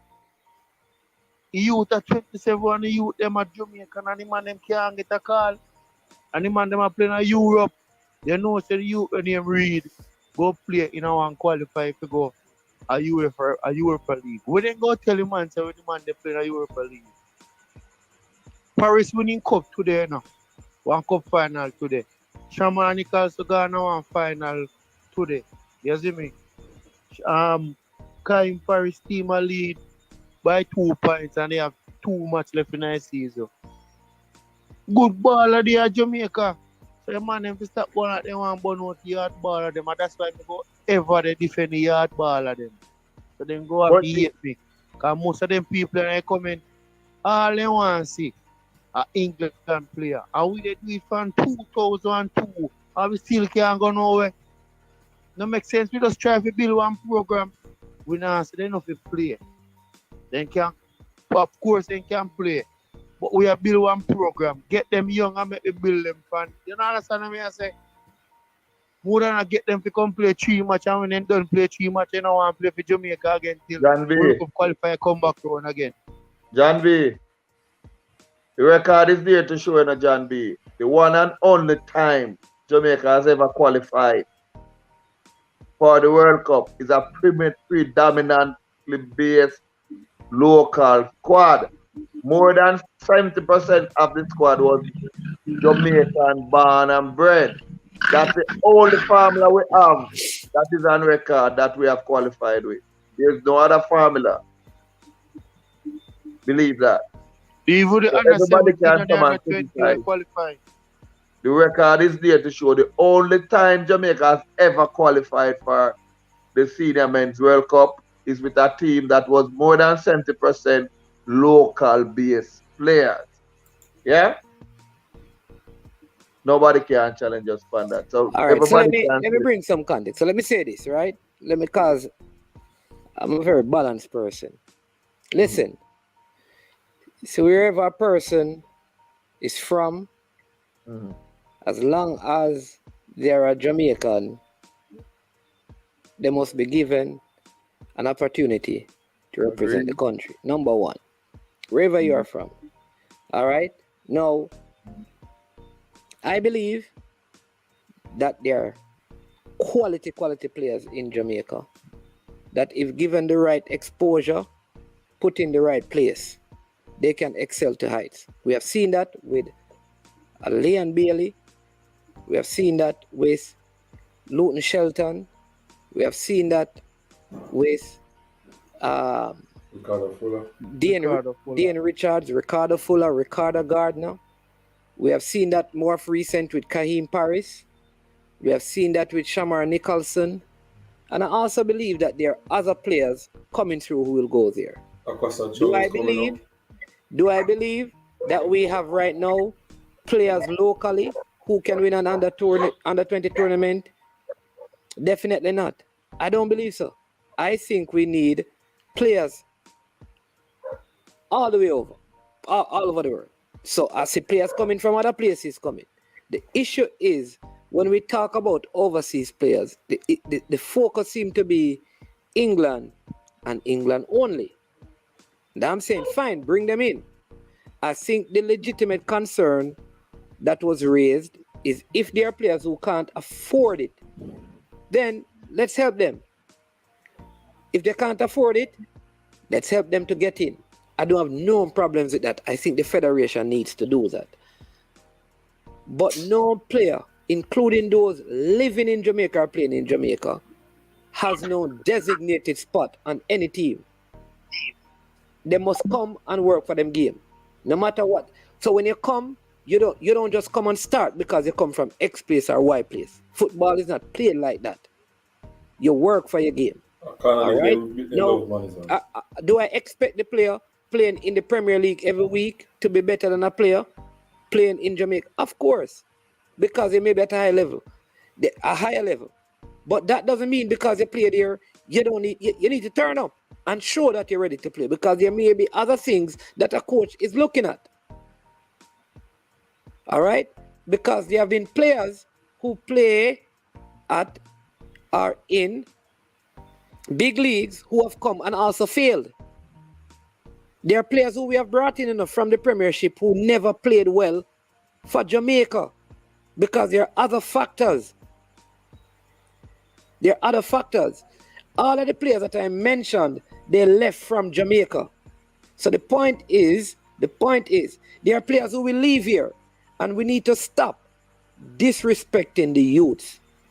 You may not rate a youth, but to say the youth, you're going to tell me that Tariq Zemeniz is not a good footballer.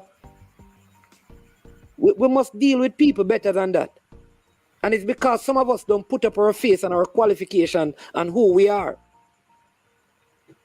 Because these players watch it. You're calling the youth because they play in Jamaica that they're unfit. The youth is just 18. Devante Campbell just turned 18 years old playing in the Premier League. Look into overseas. How you going to look at the players and say they are not good, they are unfit, and they are bugs? You don't deal with people that way. You don't deal with people that way. You can believe that other people are better than them, but what do you mean that they are not good?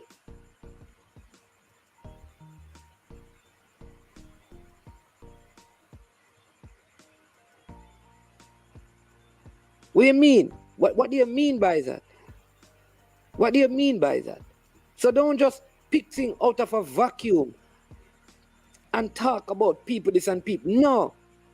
The reality is, if a lot of these people get the opportunity, they will be as good as some of the players you're looking at. Because there are many, listen. Or even better. Listen, let me tell you this. There are many bugs in the Premier League. The only reason why some people play Premier League are because of where them born. Them no good. And it's happening in every league in the world. Every league in the world.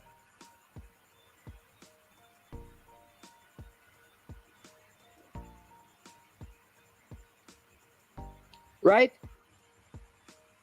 They are bug players. They are players who because of opportunity. So we have to know how we talk about the people and the youth. If we can develop Usain Bolt in Jamaica, of course we can develop other players.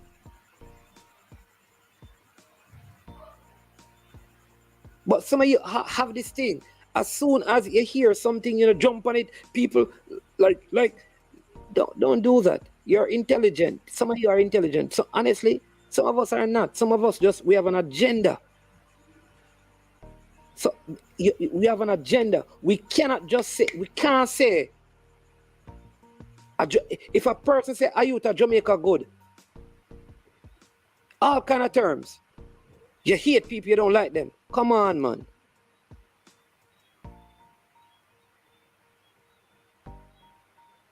Jairus, I can tell the players that have played listen, Jairus, I watch football because some of you think, I'm not going to kid myself. Jairus, any day you are ready, I can pick an 11 bug players that they can't even make, they probably struggle to make teams. Anywhere in the world they go. I can tell you that. And in the same way, I can find players in Jamaica that if they go to pre-season at some of these clubs, they can make. I think Christopher Pearson can break into teams. You may not believe that. That's your opinion. Duncan McKenzie too. When Kaheem Parris was 15-year-old and thing, when people were watching him, he was good. Good player.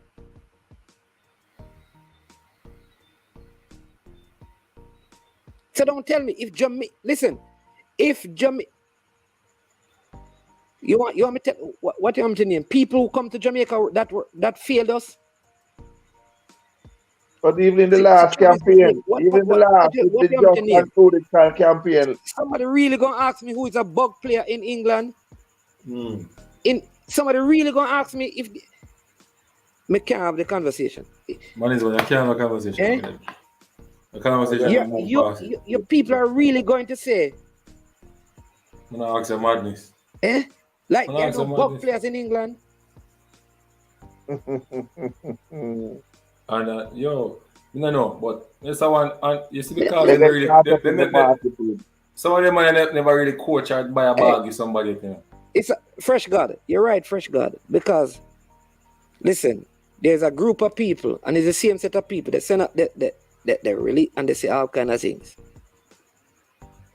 They never buy a ball and give somebody to play ball or try to coach somebody to teach it. They never nothing. Right?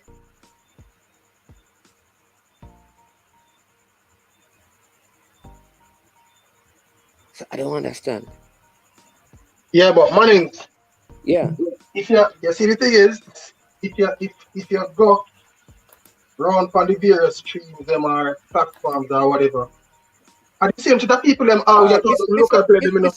Hold on, Mr. Porter, I'm glad you on it because Ian Campbell said a parent. Let me tell you this. And Mr. Campbell, Mr. Porter, I know you're aware of this. That a parent reach out saying she can't afford a ticket because the JFF asked a ticket. So me support him because me support him. I know you are aware. Salute, Sir Porter. So me call that out because these things create problems and how come I know you're aware and I'm a supporter? Because me aware and you aware. So 95 gaming. Really? So you tell me said dumb boy and play full football then? And him just tell Paul Christian Why shut Brian up. my thing? Because we're not sorry, because the conversation it not going to change. So go ahead. Yeah, what me I say is, you see, if you look on the various platforms, you realize, say, are the same set of people who come up every day on every different platform and talk the same thing them over and over and over again. So right away you can see say there is an agenda. So sometimes not even makes sense to pay it in mind. Because that is quite evident in most instances, say there is a form of agenda of some sort being. Yeah, because I am saying the same people who glad that Johnson Clark Harris coming to play for Jamaica. Right? Watch this now. Omari Hutchinson coming. All of that them ignoring now. All of that them ignoring now. A youth from Nigel, what's his name? I think Prince his name, coming to play for Jamaica. Other players coming. They're ignoring all of that, Jamaican hate the people in the diaspora. But at the same time, them celebrate Johnson Clark Harris. Get Omari Hutchins, all the other players coming. Even so at the end of the day, in no matter who you get, in a matter, they're going to be an argument.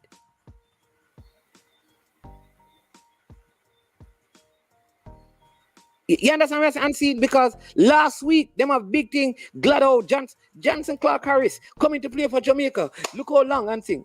And today, them having a conversation say, they don't want nobody from UK to play for Jamaica. What kind of, come on. Listen, come on and talk about some football and leave that. Every day you get up and talk about the diaspora and sing. That's why Jamaica can better because, you understand me? It don't make no sense because all that people talk about every day on the platform them. Oh, foreign and this and Jamaica and this. Come on, man. And the same people then we do them thing and sometimes I put out video about players. This one just ready. This one coming next. Who next coming? And then you understand me? Who going there? But we're still complaining. So until Jamaica's football is only being played by people born in England, some people are not going to be satisfied. They're not going to be satisfied. Is that how it should be? That the only people who should play for Jamaica are people born in England? Because when you just celebrate Johnson Clark, when you just talk about other people, and now today now cussing now them now play, and they mustn't come play for Jamaica, and Jamaica must be a local. What is it? I'm not tired. We have a female team. You talk about we're xenophobic. We have a female team. Look coming at them in the diaspora playing. Who born at Jamaica playing on the female team? Brett, Unseen and Brian, tell me, who from the female team? I think Sashana Campbell, Bonnie, Trudy, and Jody Brown, Bonnie Shaw, Sashana, I think, and I know again, Trudy Carter, Jody Brown, yeah. The rest of the people. So how we hate, how come Jamaicans locally hate people from the diaspora? Why local people hate them when the female team is loaded with them? We just had a World Cup campaign where 8 of the players from what? How this get into xenophobia? Come on, man. Change the conversation.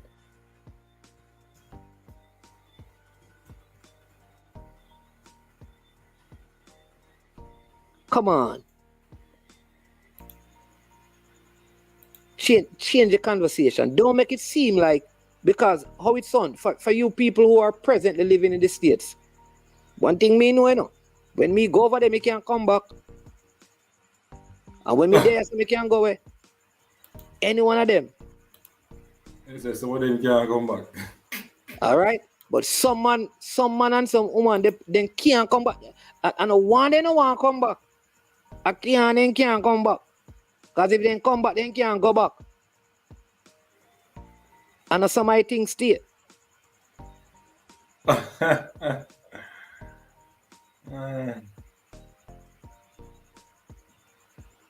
So make we stick to football.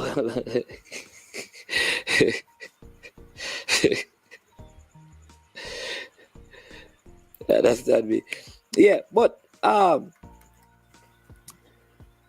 Mr. Porter, no man, I'm not upset, Mr. Porter. But what I'm saying is that every day, there are some people who all they say is that listen, and let me tell you this, if you change the conversation, Mr. Porter, and start talk about just school system in Jamaica, they will say the same thing.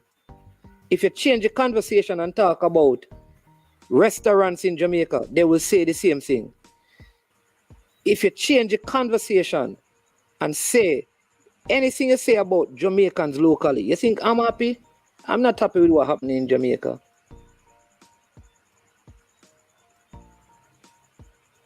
Yeah, man, working. Yes, Chevy's person, we love that.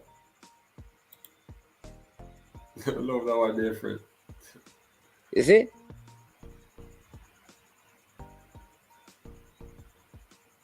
Some of the money need to go up on time out with you. No, not put him on time out. Somebody go up on time out a while ago. Somebody put somebody on time out, man. Yeah. Yeah, man. So Brian, your Mullines team, what's going on? What's going on with Mullines?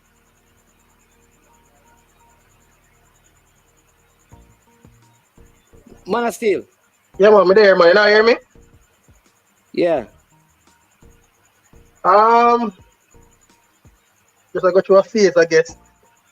We can't last 3 games. We come out on the wrong end of a odd score. But I mean, we're trying to put things into place to make sure that, we turn things around. So we have to just hope for the best, It hasn't gone the way we have expected it to go, but we have to just keep working, Yeah. And any of your players in the under 20 pool? There's no camp this weekend, but Makwan already was in the last camp. Okay. And any players from your club got called up to the senior team? Not that I'm aware of. Okay. I hear a coach still saying that he thinks he can make the top 6. That don't look possible. Well, I mean, while it is still possible, we are going to try our best. And see where it takes us. We're going to give it our all. We're not going to just come and roll over and give up points and goals and stuff. We're going to try and put out a strong effort, and we'll see where it takes us. Yeah, man. So let me. I mean, what are your thoughts so far in terms of the league? I mean, you just come on as a manager. How do you see it?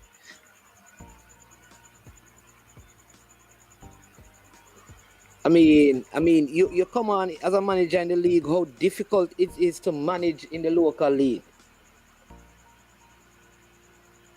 Brian. It's to be honest. I think it is. It has its challenges. Sometimes a lot of the things that you would want to implement,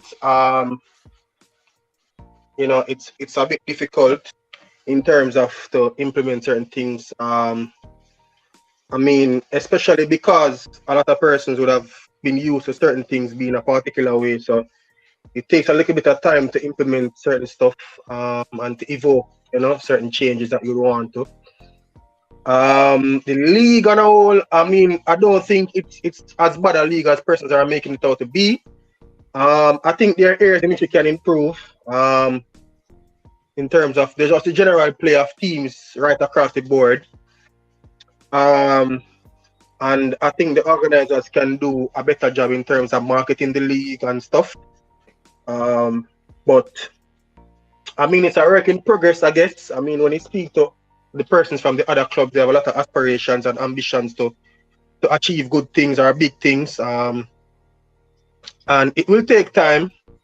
I mean, I'm a pretty young manager in terms of experience and stuff. And I mean, there are persons who I speak to from time to time who give me advice and stuff, and share information with me, which will help me to develop and to become better at it. And we'd love to see younger persons coming on board as well, because a lot of young persons have the ideas and stuff, but if you don't join a club or be affiliated with a club in some sort of way, then those ideas will just stay with you. And sometimes the change that you want to see, you have to be a part of the organization or a part of the structure to bring about that change. I mean, you're looking from the outside, you will not bring about any change by just staying at a distance and say, boy, I want this to change, league for better, this will happen, whatever will happen, it just not going to happen. I mean, you have to be a part of a club or an organization or something and find a way to bring about the change that you want. I mean, it's not perfect. I will not stay here until the league is perfect and there's not room for improvement, sorry. But I mean, it will take time, and the persons who are running teams and stuff, I mean, it's costing them, and I'm sure they would want to get a return on their investment. So they are not just worrying about making the mistakes that people are pointing out. I mean, willfully. And I mean, sometimes you just. Sometimes the truth is, sometimes people just don't know, and I think everybody who's pointing out a problem, they themselves sometimes don't have the solution either. They are just pointing out the problem. So I mean, I don't mind the criticisms. I don't mind the pointing out of errors and stuff, because it can only make it better. But I mean, even as it relates to the persons in the JFF and stuff, I mean, they are human beings in there, and if you come every day and cuss a person and talk down to them or try to belittle them and stuff, when you have good ideas, they're not going to want to listen to you and your good ideas, because they don't know at what point you're going to try to belittle them or to let them feel small or whatever the case is. So, I mean, on the platforms, we have a lot of ideas and stuff, but maybe sometimes the issue is the approach. Maybe the approach is wrong. What I keep on saying is that, I do, sometimes like I'm saying that a lot of this is, and I tell people, let me tell you, and I see these things, that's why, right? So here's my thing. I listen to some of these things and I say, I wonder if people realize what they are fueling in the present construct of Jamaica. All right. So a person, I don't go on people channel or encourage people to go on channel and push narratives. The thing is becoming like the entertainment industry, like people trying to build rivals. Right. And people must be free to their opinion.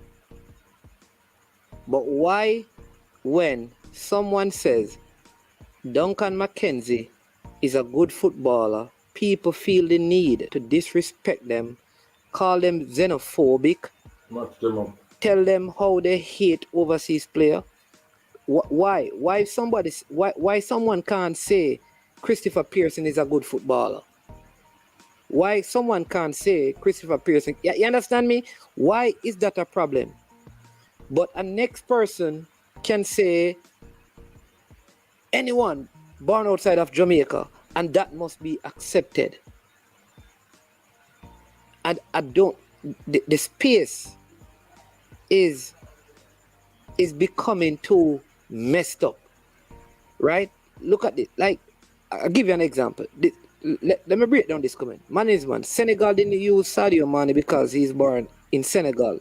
They use him because he's the best. So, like, I'm trying to figure what is the point. Who said, or where did I or anyone on the platform, unseen Brian, said, do not use the best players? The issue is that some persons believe that the only way you can make the team is if you're born outside of Jamaica, because that's where the best players are. And other people disagree. So Mannings, let me show you an example. Because everybody, you think everybody on these platforms, you think people take time out from work and time out from things to come on the platform because they want Jamaica lose? You think people are arguing? Nobody's arguing because they want Jamaica lose. People wanted to see Mikel Antonio play. Probably 1 or 2 people. The majority of people wanted to see Ravel play. But if somebody says Richard King, they're attacked. The conversation cannot be like that. We operate in a space where everybody must be respected. To say that the youths in Jamaica are not good and they're unfit cannot be a fair statement, because this is where Kaheem Parris left from. This is where Shamar Nicholson left from. So there is a way. Are we doing it the best way? Maybe not. Yeah, but man, let me show you a thing too. I say sometimes the people on the platform, them, you have to just wonder. You know? So, we play Canada in the last round. See? There's a player on the Jamaica team that played in the game. He played youth football for Jamaica and come from the Premier League. There's a player on the Canadian team who, at some stage or at some point, was trying out for the under-17 team and he wasn't selected. Cool? Now that player went on, stay overseas, develop, and is now part of the current Canadian national team. Now, a man come on the platform and say the JFF make an error, you know, because them turn on the youth at 17, you know, and pick a next local player, you know, who them said it better than the youth at 17, you know. And me I say, when somebody said this now, did you see these 2 players at 17? Does it mean that because I'm a better player at 25 mean I was a far better player than you at 17? And the under 17 team that was referenced is the team that lost out to the USA and penalty shootout in a bridging to go at the World Cup, you know. And I'm gonna go blame the JFF because them say the JFF pick a youth at 17 who them think was better than another youth who go on at 25 be an international player. Something wrong with the bridging. Something wrong with for a man to meds that and or blame JFF for that, in a brother. Yeah. Listen, football is changing. Let me say it again.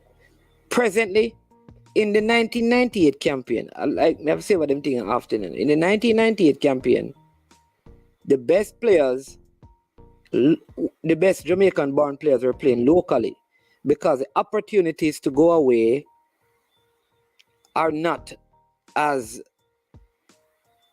easy as they are now. All right? Let me say this. All right? So, we all agree that the best Jamaican players, once they get to a certain age and stage, they are going to leave Jamaica. All right? All of us know that. Nobody, well, let me say nobody. I can't be so general. Most people believe that the best players ought to be playing for the country. I don't know why we're arguing that. Nobody is arguing that. The issue I have is when people say the players are, and let me say it again. The issue I have, look at this. You see me I tell you them now, listen, me just said this, you know. Me just say 1998 the best players were here. Me just said this, me I tell them now, listen, because there's an agenda. I just said it is different because the opportunities for people now are gone. I said that. I just said that. So just listen, man. So the issue we're having, or I am having, is how we deal with people. It's okay to say the player is not ready now. But when you're going to say the youth are not good, you make it appear like them can't play football. We have no respect for the players. And I'm saying that in the summer now, 6 and 7 of these players are going to go. Maybe they don't get $10 million contract or $500 million contract, or, you understand me? But they go overseas. Do they get good? We have a call. The person hung up. You can call back caller. Do they get good? So when Tariq Zemini's move overseas, is it that he gets good? Or he was good and just needed the opportunity? Is it he's going to get better? But obviously, for people to want to buy Christopher Pearson, to want to buy Duncan McKenzie, to want to buy, what's the young player from Trelawney that just went away from Harborview? What's his name?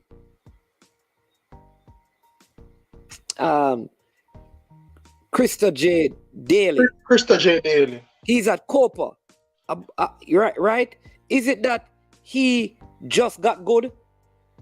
Because he was here last year when people were saying that the people are not good. But a team buy him. And all I'm saying is that the players are good. Are there better players out there? Possibly there are better players out there. But to say the players are not good, something is wrong with that. Why we can't agree with that? Are there better players out there? Of course. But you can't say the players are not good when clubs, a club going by Christopher Pearson, a club going by Duncan McKenzie, one going by Tariq Zemini's, Devontae Campbell. All of these players are going away to Europe to play in the summer, getting contracts. My question is, when were they good?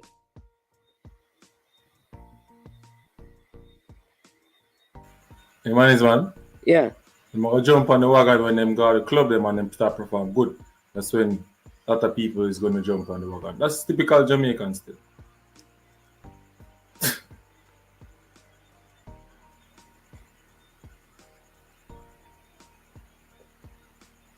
Yeah, M10, for real. Comparison. Yeah. If you talk about Go ahead.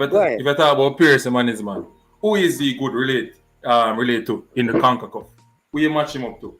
Who are you matching him up to? So let's talk about Whisper. Whisper is a Phoenix. Are we going to say Whisper is not good because he was playing for KC? He was playing schoolboy football. No, because Duncan McKenzie. So we have to put the things in context. Are they better players? And I think we have the same mindset towards other things.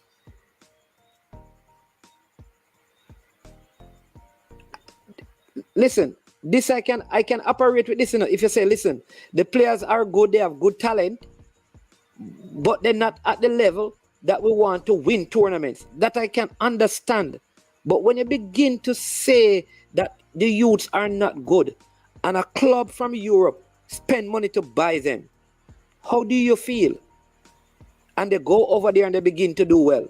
These are 18 and 17-year-olds. So the other thing I'm seeing, and M10 just said it, when we say how many players Jamaica has no player in the top 100 in terms of youth. Jamaica has no player in the top 200. But how many England have? How many English players are there? How many American players are there? So they have a bigger population, and America may have one. In 500 names, America has one. So like those things, we can't even use those things. Because a nation that has 100 times more your population only have one. So let's keep the conversation in balance. Yes, caller, welcome to the show. Yes, I'm Stephen Mallington. Good evening. Yeah, man, what's your name, caller? Yeah, Drastic. Oh, Drastic, bless up, man. Yeah. Yeah, the Dumbia owner manager and the Mullines manager are the owners are people that are affiliated with that club.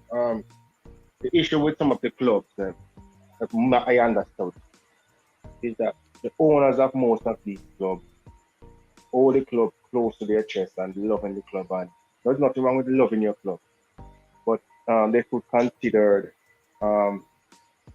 putting up some shares of the club that company and individual who have interest can buy into these clubs. That's the issue with Jamaican clubs. People only want sponsorship, but they don't want to give away a part of the club to other individuals with other ideas. So as he was saying, people are only criticizing. They need some ideas. There are some ideas.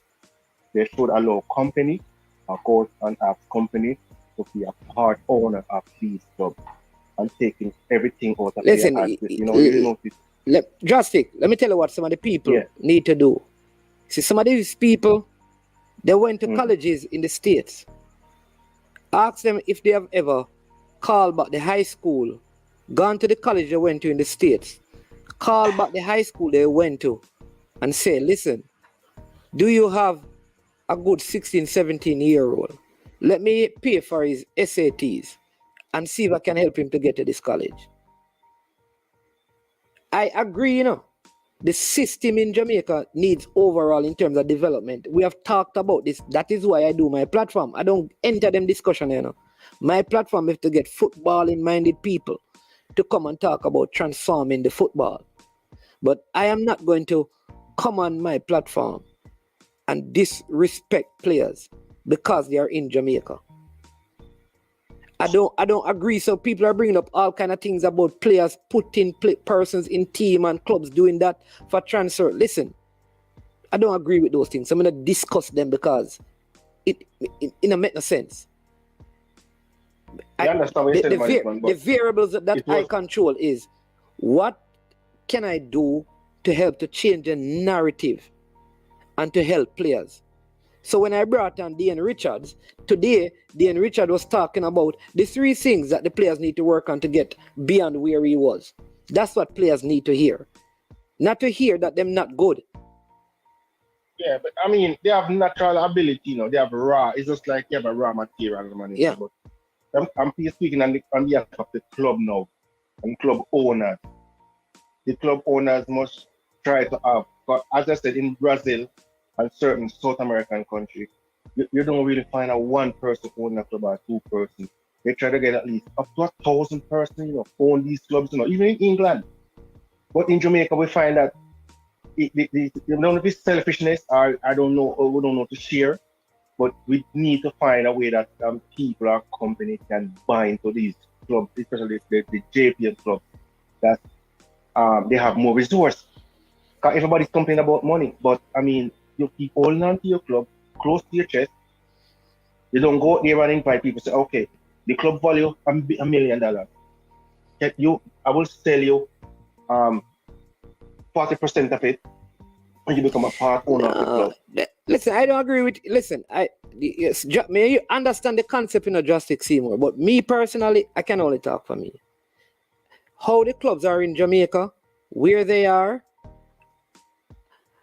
I would have to move them. I'll tell you why. And Brian is a club manager. Maybe he can talk to this, right? If he's still there. Here's my thing. Like, say you buy Boys Town. What do you own when you buy Boys Town? Say you're going to invest $40 million in Boys Town. What are you going to own when you do that? If they don't have a field, pretty much it only all on bodies. If they don't have a field, the field is not yours. That's the issue. That's what I'm saying. We have so much issues. The issues are huge. I don't know. I'm just trying to find some little solution. I mean, maybe some clubs own their ground, but we can start with those clubs, you know, and those clubs can consider this. Is that I don't think every club don't own a club. I think a few clubs may own their own complex. So you have like a physical asset Yeah, like if you have to do like what Peter Gould, you have to just build everything from ground up. No, but that's just a suggestion still, you know. And as I said, the raw material is in Jamaica, but the raw material. But system football is where the world is going. System football, and we need to go with the world. We can't just hang out by yourself and say we are just by yourself and we are special and we're just gonna do it our way. Jamaica in athletics were selling away their athletes in the 80s. And they forgot they were doing so great in the 50s, training in Jamaica, and they revert back and start training in Jamaica and you see the result. Yeah. America no send away their athletes. America not train America. But with, you know, it works for Jamaica. But I mean, I don't know. But to export players, you have to start from early and get them up to a standard and export them. If you have the, you know, because you have the raw material. Yeah. Remember, we are alone, you know. We are competing against our opponents, you know. 80 is growing, everybody is growing, you know, so we can't be stagnant and have this belief. Listen. Only belief. We have to work and work very hard. I agree with you. I agree. Listen, I agree with these things, you know. Like I tell you, I keep going back to the one thing. My issue is how we speak about the young people who play the sport in our country. I know that there are 13-year-olds and 12-year-olds that listen to my program. And I'm not talking about one. I have kids from prep school that watch it with their parents to learn about football. So when someone comes on and say the footballers in Jamaica are not good, them unfit and them can't play ball, they don't know nothing about ball, I cannot agree with those statements. That is the issue, and everything else I agree with. That's true. If you find even 3 talent in the world like that, man, that's the 3 talent we have at a level can export. I am saying we may not even find known talent, but that don't mean. Listen, you know that Jamaican things. Every who of them stick a bush. I say it go. You may not be good to play in England, you know. But you may be good in CONCACAF. All right? You may be good in CONCACAF. And nothing is wrong with that. There are some players who are going to, like, we talk about, like, let's got champs as an example. You know many athletes who go to champs not because they want to be professional athletes. And I keep saying to people, don't be so hard on some of our players in Jamaica because all they're looking is a way out of Jamaica. If some of these players who play football in Jamaica, you know the only reason why they want to play? You know, sir? Scholarship. Scholarship? No. There are some players them just want to go up on a plane because if them ever get to go on the plane, them just want to go up on the plane. Them not want the scholarship if them just go on the plane because they're looking for a way out. Yeah. They're looking for a way out. There are youths who them not bright and football is them only option. So when you come in now and you're saying to them you're not, it's disrespectful. And I'm not saying that they're all that and they're a bag of chips and they could be playing for Liverpool and all of that. They may not be at that level, but we don't have to disrespect them. Our police force is not at the level that I think it ought to be, but we don't need to disrespect them. Our roads are not the way, but we don't need to say we have the worst roads in the world. Man is man. Even if you level in the middle there, not left or right. The people that are going on the extreme need to come in the middle. Yeah, come in the middle. The people are talking about the local players. They should be talking about them in a context as well. When the word they use about them should be in a context as well. I mean, if they say this players are good, he's good at a Jamaican. And you know, don't misguide and just leave it at that then. Like if someone can't allow to match them up with CONCACAF or Caribbean, the people are discussing these players because sometimes the players don't even play against opponents overseas. So we don't know. So just keep it in the context that these players are good at the Jamaican level, and maybe the people will understand it. Okay, he's talking about a Jamaican level. Yeah, it's a Jamaican level. Yeah. Maybe that's the way the people who's talking about these players and get the other people riled up to discuss our local potential or local talent. Because maybe they haven't seen these players play against a Cuban player, a Cuban team, a Mexican team. Yeah. So they don't know how the player react, what kind of performance he will give. So the people who is talking about them, so talking about the players in the context of that, we have quality players in a Jamaican context, and leave it at that. Yeah. Thank you. But Thank you. Go ahead. Yeah. Once you leave it open, like we have this great player, the people who is listening on the other side is thinking he's talking about a Foden. But why are we not seeing Foden? Why is not seeing the Yeah. now? And that is a good point. Yeah. So keep it in context, a Caribbean context. Okay, he's talking about Dominican 80 player.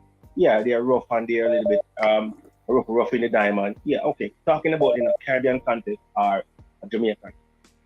The little nice little brocky boo, but him just need to be rubbed down or corrected in some bad ways with a proper coaching. We have a next one. We have a next one coming in. So drastic, we're going to run and take a next call. Yeah, man. Let me just respond to this comment. I've said it before and I'll say it again. All right. My thoughts is that we need people in the system. I keep saying it. The only way it is going to change is simply this. If some of you go back to the communities that you're from, get involved, become a part of the association, and you spread that right across the country. If that don't happen, it's not going to change. You're going to keep recycling the same set of people in football administration. So how do we fix the problem? Yes, it needs restructuring. Yes, I think so. And I know that there is one person who is working on something, because behind the scene, we are doing things to help to change the whole structure and how things operate, right? There we go. And I will say this. The sad thing is, if Unseen gets involved in the system, a lot of you going to say, you see it, a long time I tell you, say, incorrupt. That's the problem. So people don't even want to get involved. But mine is when them start already. Yeah. Once a person tries to get into the system to see if they can bring change, the person gets criticized. So the same people who said that we need new people, when new people start getting involved, the same people start saying that a long time they corrupt. So we need to manage the conversation, because the only way it's going to change is if the people in the diaspora come and give back to the football, give back to your community, and from there you start a wave of change. Outside of that, it is the same people who handling it, and that has been it. And then when you see people from the outside get in, don't start criticizing and call them corrupt and thing. That's part of the issue, right, Unseen? Because you see, no, you are being labeled. Them say we're corrupt. Yeah. We get buyout from JFL, so. You understand me? So what? It's so unfair. People,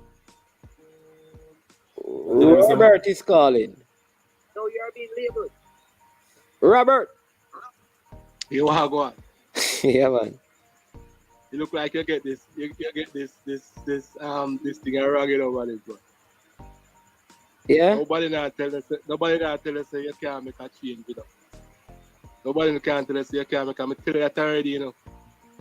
If you stop say that, man, if it's people who want to change have to come change. Nah, man. Me get the Robert. You can't go work with JFL. Robert. You can't go work with JFL. Robert. Yeah. You know, so I run a team for years to help. And since I started this platform and how I see people talk about football, I get all invitation to help and be involved in and listen from players. And I have one thing we have to check out to see. And how I hear people talk about it, I am afraid to put myself in that position.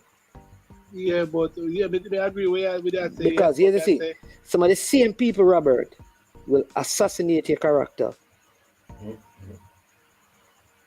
Jamaican That's that. true. You know that, but what I say, you can't go work with the same people that might say you make a change. You know, see that. You can't go work with the current JFF administration and say make a change. People also say the same thing. You understand? You have to make a change by farming your own thing and try to get rid of the wicked people. That I change. Man is man, we know that I call about anyway. Let me hear about the English player, them yet none of them now come. the U-20's. Well, we just passed that. Listen. Let me just say. Come in, me just come in from work. Robert, let me just say this because I want R cube. The number is there, man. Look good. It's not for special people. Robert, let me say this, right? One thing I try not to do. You see, if the next person says something, run with it. What I can do is share what I know. You understand me? So I can tell you what I know. I can tell you what I know. What a next person say is none of my business. That's their business. I can tell you what I know. So if you want to know what I know, you can. That's what I want to find. Yeah. So what I know, right? That there is at least one player who has a problem because there was in fact some players were told or instructed that if they were going to come, they were supposed to buy their ticket to come in. But not all the players can afford it. Some can, some can't. At least one player. All right? That created a problem. All right?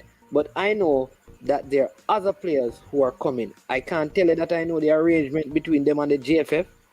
I don't know if they are buying their ticket, if they are special talent and the JFF have paid for their ticket. I don't know the arrangement. Maybe somebody else does. But I know, based on the information that I have, that there will be players, not just from England, because it's not just from England, but from other places as well, coming in, starting on Sunday. So I know that at least 2 players from England will be in Jamaica on Sunday, and some others are coming in. How many? I don't know. All right, so the person who I think, Ian, listen, we understand how sometimes emotion get in the thing. You understand me?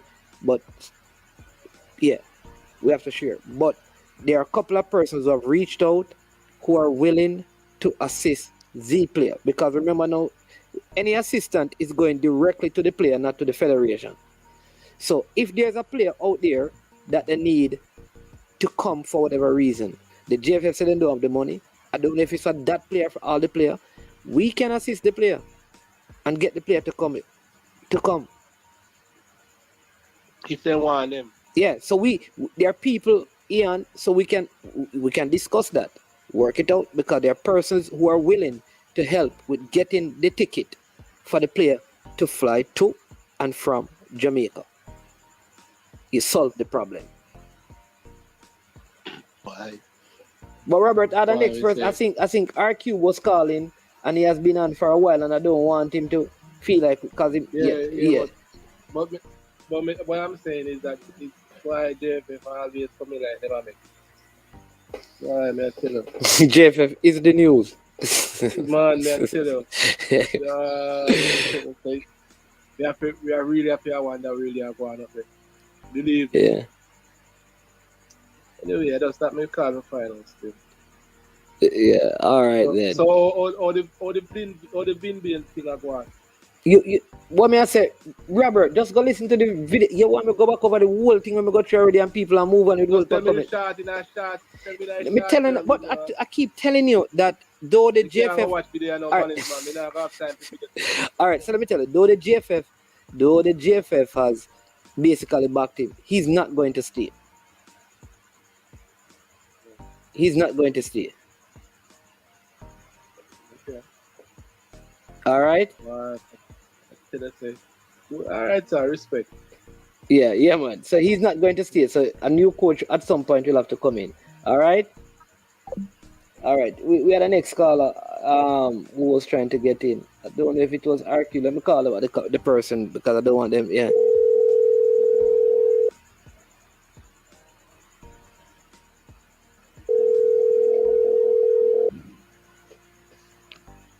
Yes, man.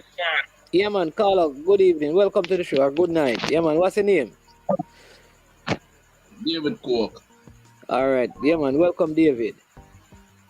Yeah, man. We think in general, if you pick a football team, you always got criticism. Yeah. All over the world you go. You got people have dislike. Say, boy, this a player should be in, you know.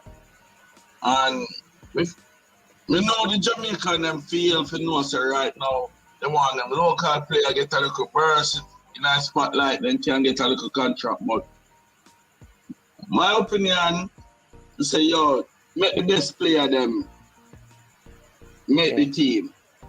Yeah. When we go up in ranking, we go get fun, get more money from the something there, FIFA.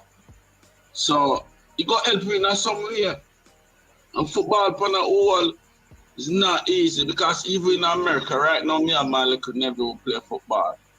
Your father have to carry so far sometime in New Jersey, him have to go in Pennsylvania 3 days, they have football, 3 days have to rent hotel, sometime New York, you have to have the time. If you don't have the time, you don't even make sense to carry your kids them to play football. Trust me. Yeah. Have to have the time and the support for me. So it's not easy, no way in the world. You just put the heart and soul in it. Yeah.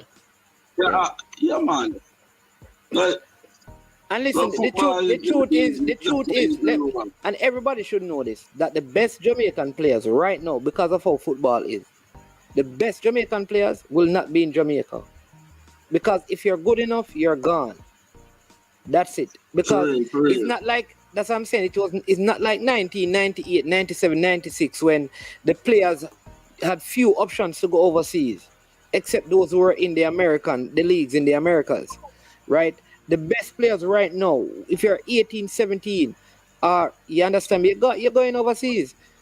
You're gone. Yeah, Look at all the Phoenix players, for example. Half of the Phoenix players are not here in Jamaica. They're scattered all over the place. Because if you're good enough, you're not going to stay. But all I am saying is that the players don't get good when they go away. They get better. There was something in them that would have been spotted and seen.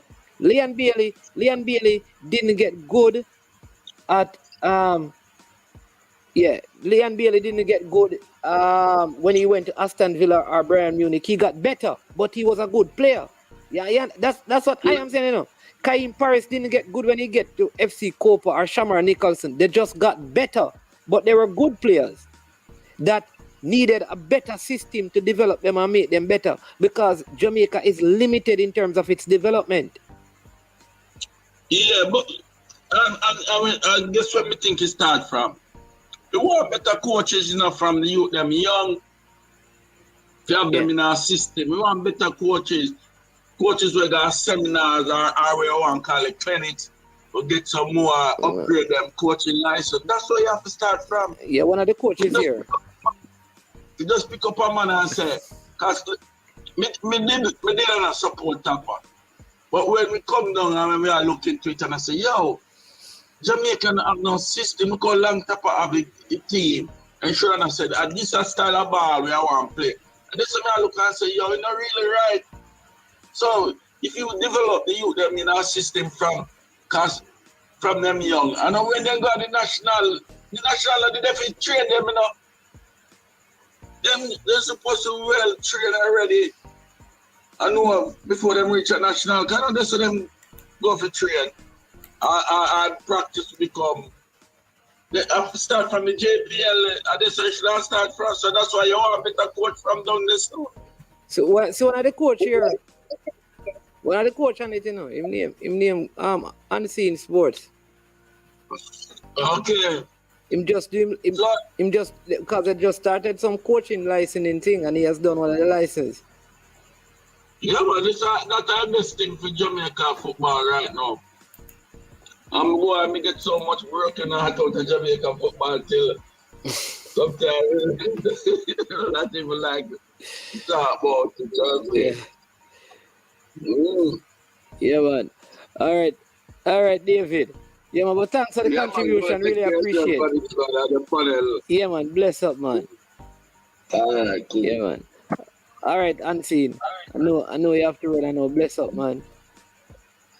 Midnight Isle. All right, because this one have to leave the people. Bless up, man. People remember to check out Unseen at Unseen Sports. So, yeah. So, Michael. So you can shout me if you want, and then we can see. Like I said, find out a way. Probably connect with Mr. Porter as well. See if we can sort out these ticketing for the players or the player, right? It's an approximate figure posted by Ian. Kareem Grant, that is what you are saying. That's what you are saying.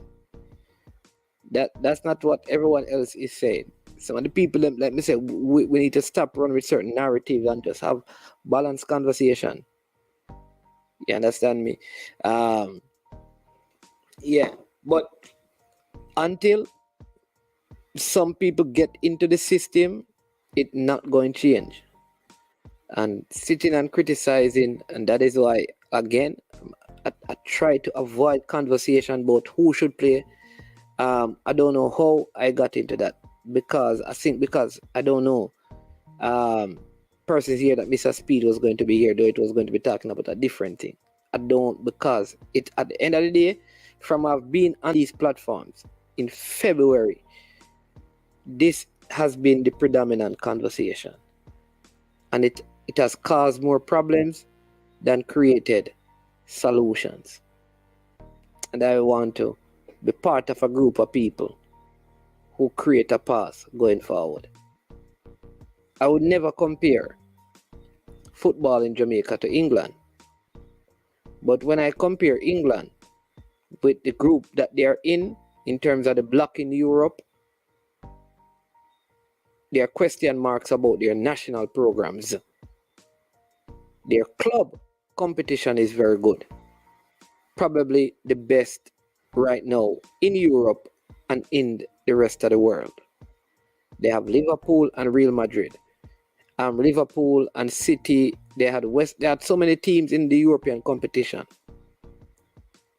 But when you talk about national teams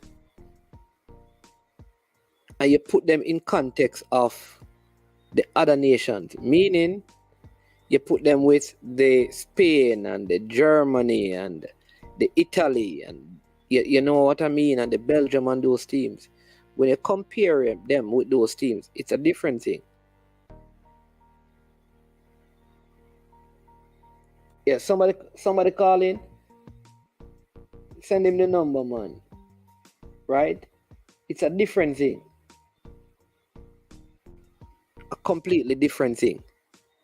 So will the standard of play in England be better than Jamaica? Of course. Higher levels, better surfaces, more money. All of those things. They have a footballing culture there. Jamaica, it's a different thing.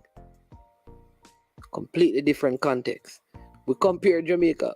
Will we ever get to England? I tell people this. Like, I don't think Jamaica as a nation in football will ever get to some of those places. Why?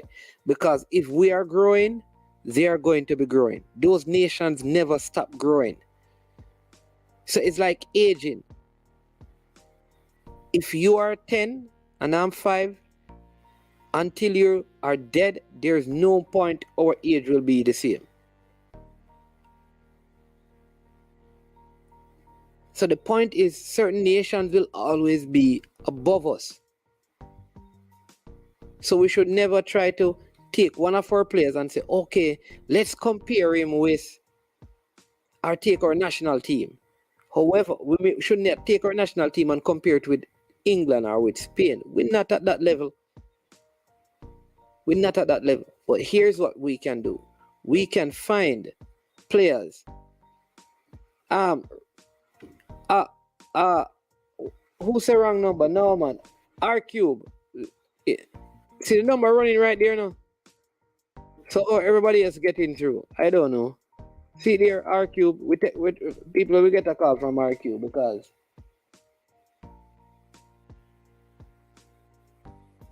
yes, R cube, you go be the last call on the show. I don't know, you're not getting through. That's what everybody getting through on. See the number right there.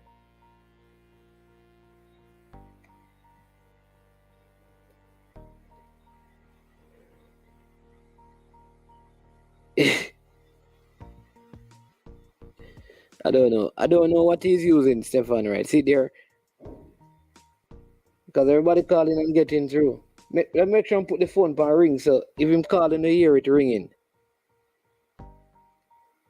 So, you know, we hear the phone ringing. Peso, our fresh guy, just call and hang up. And make the people them hear the phone ring. And then we know if him call the right number. So him can hear. Yeah, so we'll take that call and then we will go. Yeah.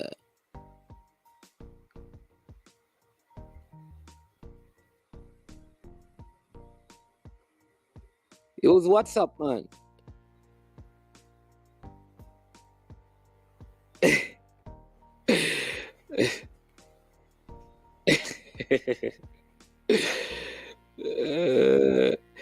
So, Fresh God, Peso, or Ishmael, one of the money, just call and hang up because one of the people them hear the phone ringing, you know.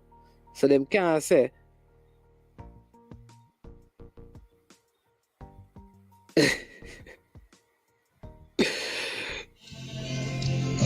Oh. Alright, yeah, man. You can hang up now, Alright, Fresh, we hang up that. So, alright, people, you hear the phone, Fresh, just call the number. You see it ring.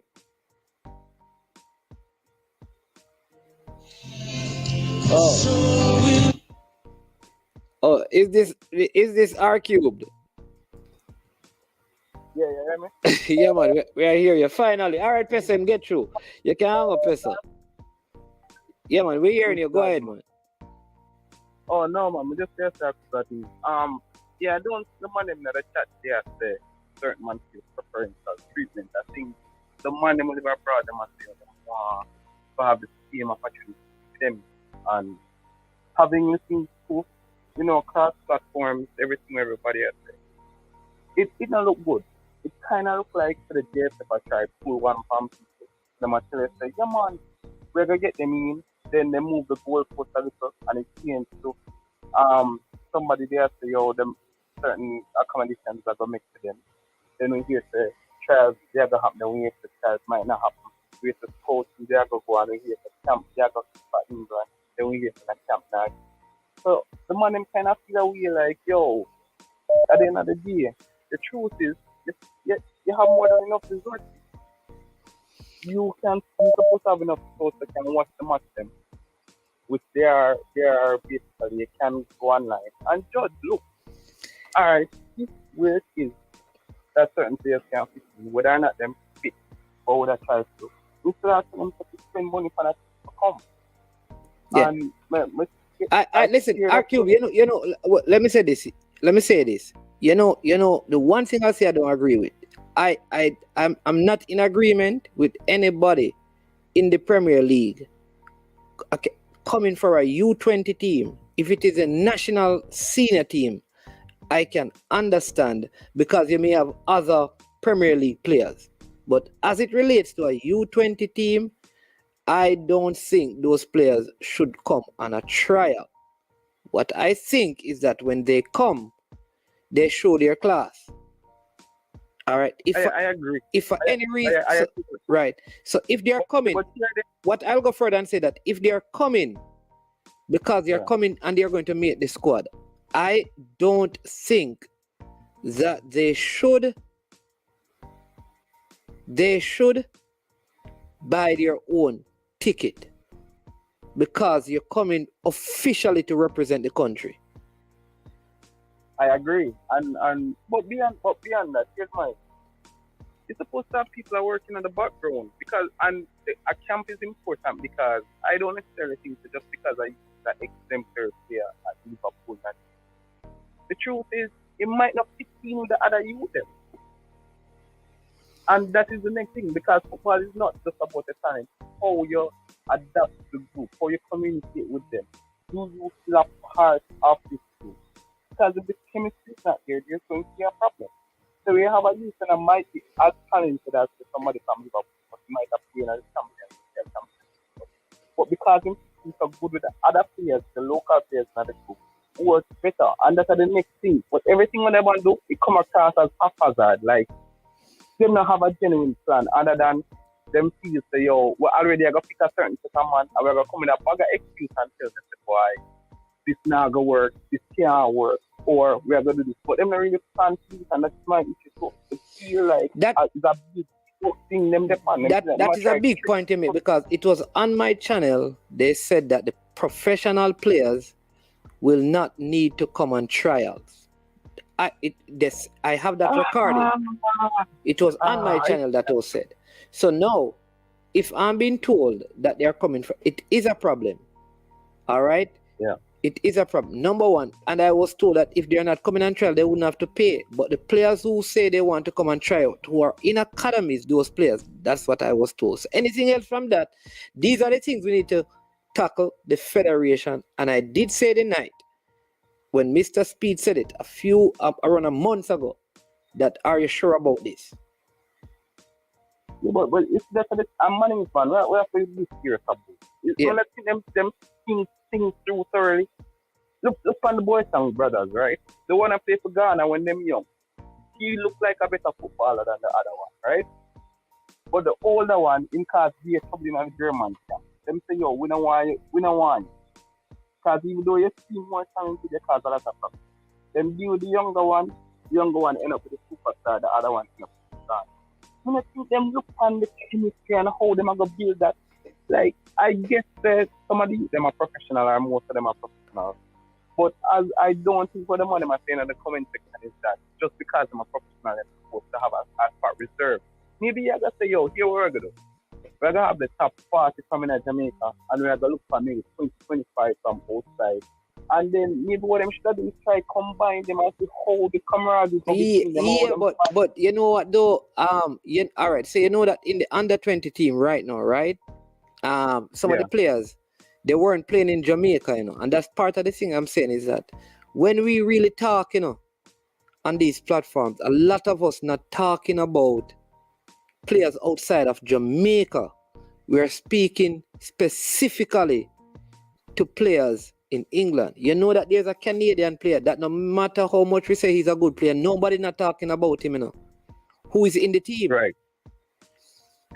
Nobody's talking. No, I get. A lot of people are talking about him because guess what? The issue, and so you know that there is an issue. The issue is how the whole English thing has been dealt with. So the player who is coming from Germany, nobody don't want to talk about that. Yeah, but man. But remember saying we already know there's kind of there's an issue here. Like I've said it on another platform. I think there's a certain acceptance when other players come from elsewhere. Them come from America or Canada, there's an acceptance. Them come from elsewhere in Europe, there's an acceptance. But the country and some of the man them in a JFF and some of the former players from 98, them still have PTSD from whatever was going on at the camp in the 98. And certain man still sees a certain man if you're born in England, you're not supposed to be in the squad. So that is an ongoing issue. And I think that is where the sensitivity comes from as well. So make that clear. And we just want to make a couple points before we move on, and then you can adjust when my hand, right? Wait, I don't trust the JF. I shared this on a forum before, say TJ Brown about 25 years ago saying he signed down to play for Jamaica under 20. Then tell him that because his parents come from uptown, they know uptown. Who said that? That was CJ Brown. CJ Brown, yeah. Right? Yeah. Him end up play a World Cup for the USA, right? Yeah. And me not trust, me not gonna call the person, but allegedly, that person is still involved in the JFF now. I mean, here people are coming and say, "I'm a legend, I'm a this." But you gotta tell you where his parents come from uptown, and because them end up live in America and have them house and them professionals and whatever. Him airfare come to play for Jamaica. End up a World Cup for USA. And you gotta tell him say, you don't want to uptown man in the team. We not trust none of them. Yeah, none of them. Well, I mean, hear people here for my other form. You must legend into this. All right. Did you know that Dane Richards? You listen to the Dane Richards interview. So the thing to remember, we not only have this issue. We not only have this issue with players overseas. We have this issue with players who are not in from Kingston. A lot of but here's the thing, we don't speak the same way for those things, and I think that is why I'm saying the conversation needs to be managed better, because it's sometimes the people who want to see more of the professional players, they are so disgusted with the system that they take out their frustration and disrespecting the local players. I agree. And that is the issue I have. Because I feel bad. Like, how do I want them to understand, how do I have my platform and allow people to come on and then I go and talk to Ziminis when I see them at the field? How do I do that? But man, they can't, but you are making it worse. And you have to tell the bunch of them, some man can't come back to Jamaica. Like, you have to put the fire this way, no? No. Yeah, after that. Okay. Yeah, after that, enough man, we know enough man situation is set away, but no, but here's my situation. But what I'm saying though, R-Cube, is that, listen, if somebody is going to come on the scene, it's not like I can't live overseas. I choose to be here because I said I wanted to give back to my country. I came back. Am I happy that I did it? Yes. Am I going to leave? Yes. All right. So I've said it on several occasions. I have kids who are Americans, and I have said it. Listen, if America calls my son to play football, and Jamaica calls him, listen, when I look at the opportunity, I'm going to ask my son to make the best decision. Well, may I tell my son to forget about Jamaica? Jamaica. No, that little thing Jamaica the fun, man. And I know that either you're bridging, me not trust him. There's something about him we don't trust. No, man. And hey, you sound like you're very intelligent. R-Cube. Yeah. You're very intelligent. This is what we can't understand. When I no call, on a talk better than on the type, because you're a very intelligent person. If we never had a relationship with Mr. Speed and the people from the Federation, how would you have heard from them? I get what you're saying, the money, but some people know worth it. If when they get down in the dirt and the muck with certain people, brother, you become solid as well. So me don't want to come at it. Me don't really want to hear nothing from it. I tell you the truth. Me don't want to hear nothing. Personally, me hear too many. I just say even 10% of what me hear is true. It's too bad to really hear what him think and what him feel like him put Jamaica. It's not worth my humble opinion. In my humble opinion, it's not worth. You have too much layered in a JFF. Too much of them. And at times, the whole of them go. Like, it has to end. I'm just want to reiterate again, Manington. Yeah. We not them preferential treatment, and we just say, and the man them please stop attack the ball. Right? Me not going to the youth them not good. I think that up to age 13, Jamaica can, on a footballing level, we can compete with anybody. The coaches and the system are feeling the youth. The talent is there, but if you don't, I used to want to criticize Manington, please don't make it seem like it is okay to be ultra sensitive. When Jamaica they had the poorly in the Olympics at the start of the 2000s, when Shelly Palmer coach me. Stephen Francis? Yeah. When he was talking, he was not mincing his words when they are saying it's poor and it's rubbish and the coach them not good. So I would say to the people please don't attack the ballers. But that's all I am saying. That's what I'm saying. I am saying No, I'm agreeing about. I am okay with somebody saying that. Listen, if somebody says, listen, Kiddo Taylor, just calling a name, is better than the present. I don't have a problem with that. I have I said, the one issue I have is how we deal with. And listen, when I'm away, I hear people say, "Who? Them the people that don't at Jamaica." That's how we speak about I know it because I've been around people in conversations where that is how we are referred to. So it's almost like something is wrong with the people locally. And all I'm saying is that, listen, you can make the comparisons, but don't disrespect the people. Because I'm saying it again, I know there are a lot of youths who play football, and all they're trying to do is they're just hoping that one day they can go a foreign.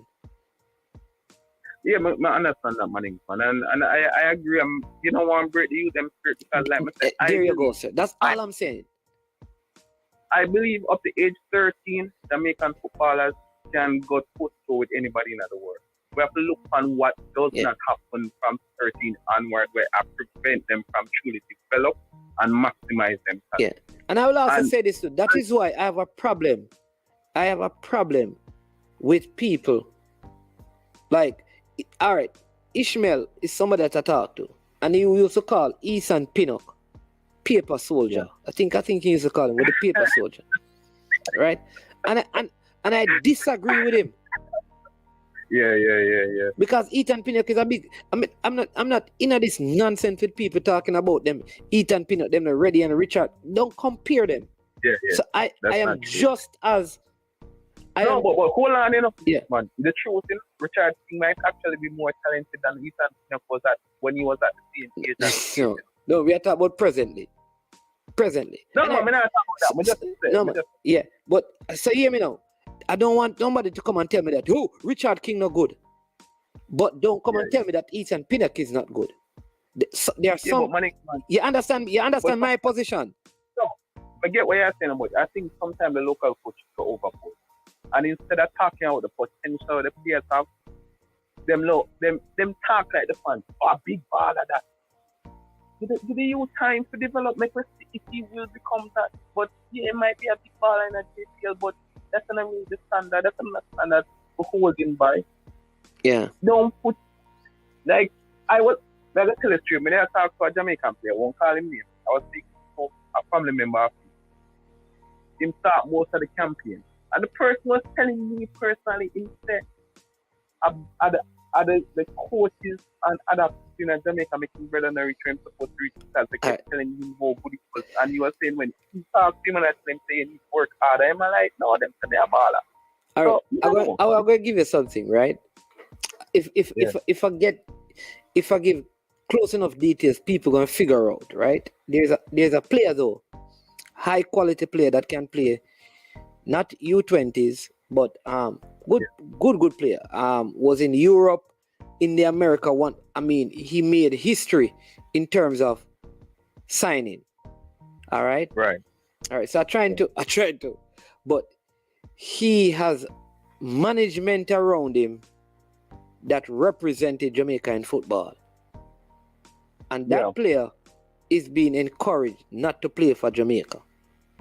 This is how toxic the football is. Yeah. And I'm saying that we have to, with all the flaws, I like what Owen says. He says, man, it's how a lot of us were socialized. Even persons in Jamaica tend to speak the same of Jamaica. Example. And he says Jamaica is not a real place. So we have this thing like when it comes to Jamaica, we make things worse than they really are.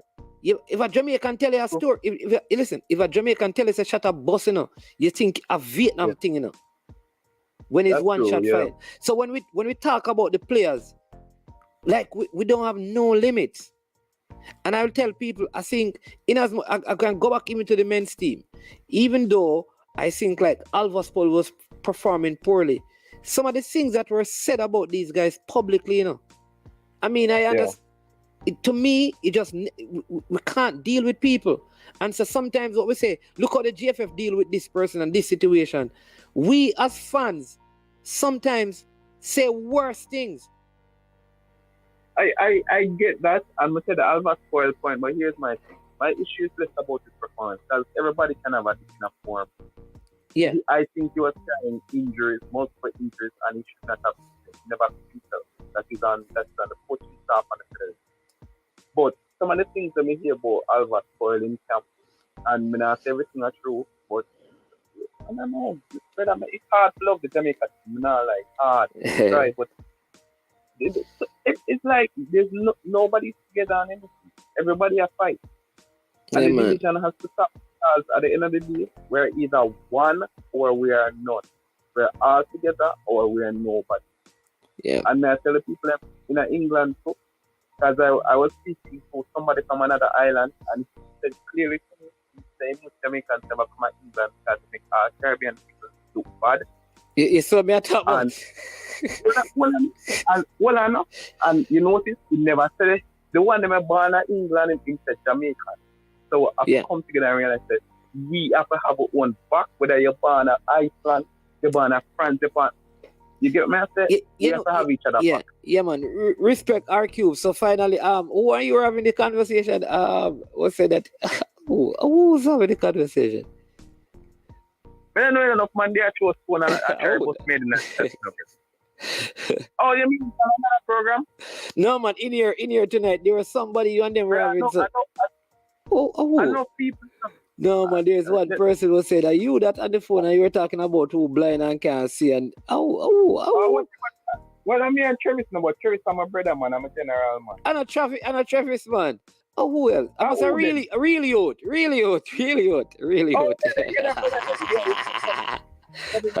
Yeah, the dance, with everything. All right, then. Cool. Man, bless up. Yeah. Man, if you ever hear this one, Stefan right. Don't say that Stefan right. You see now, Stefan right. You get yourself in a problem when you say that now. You see, don't pick out no community.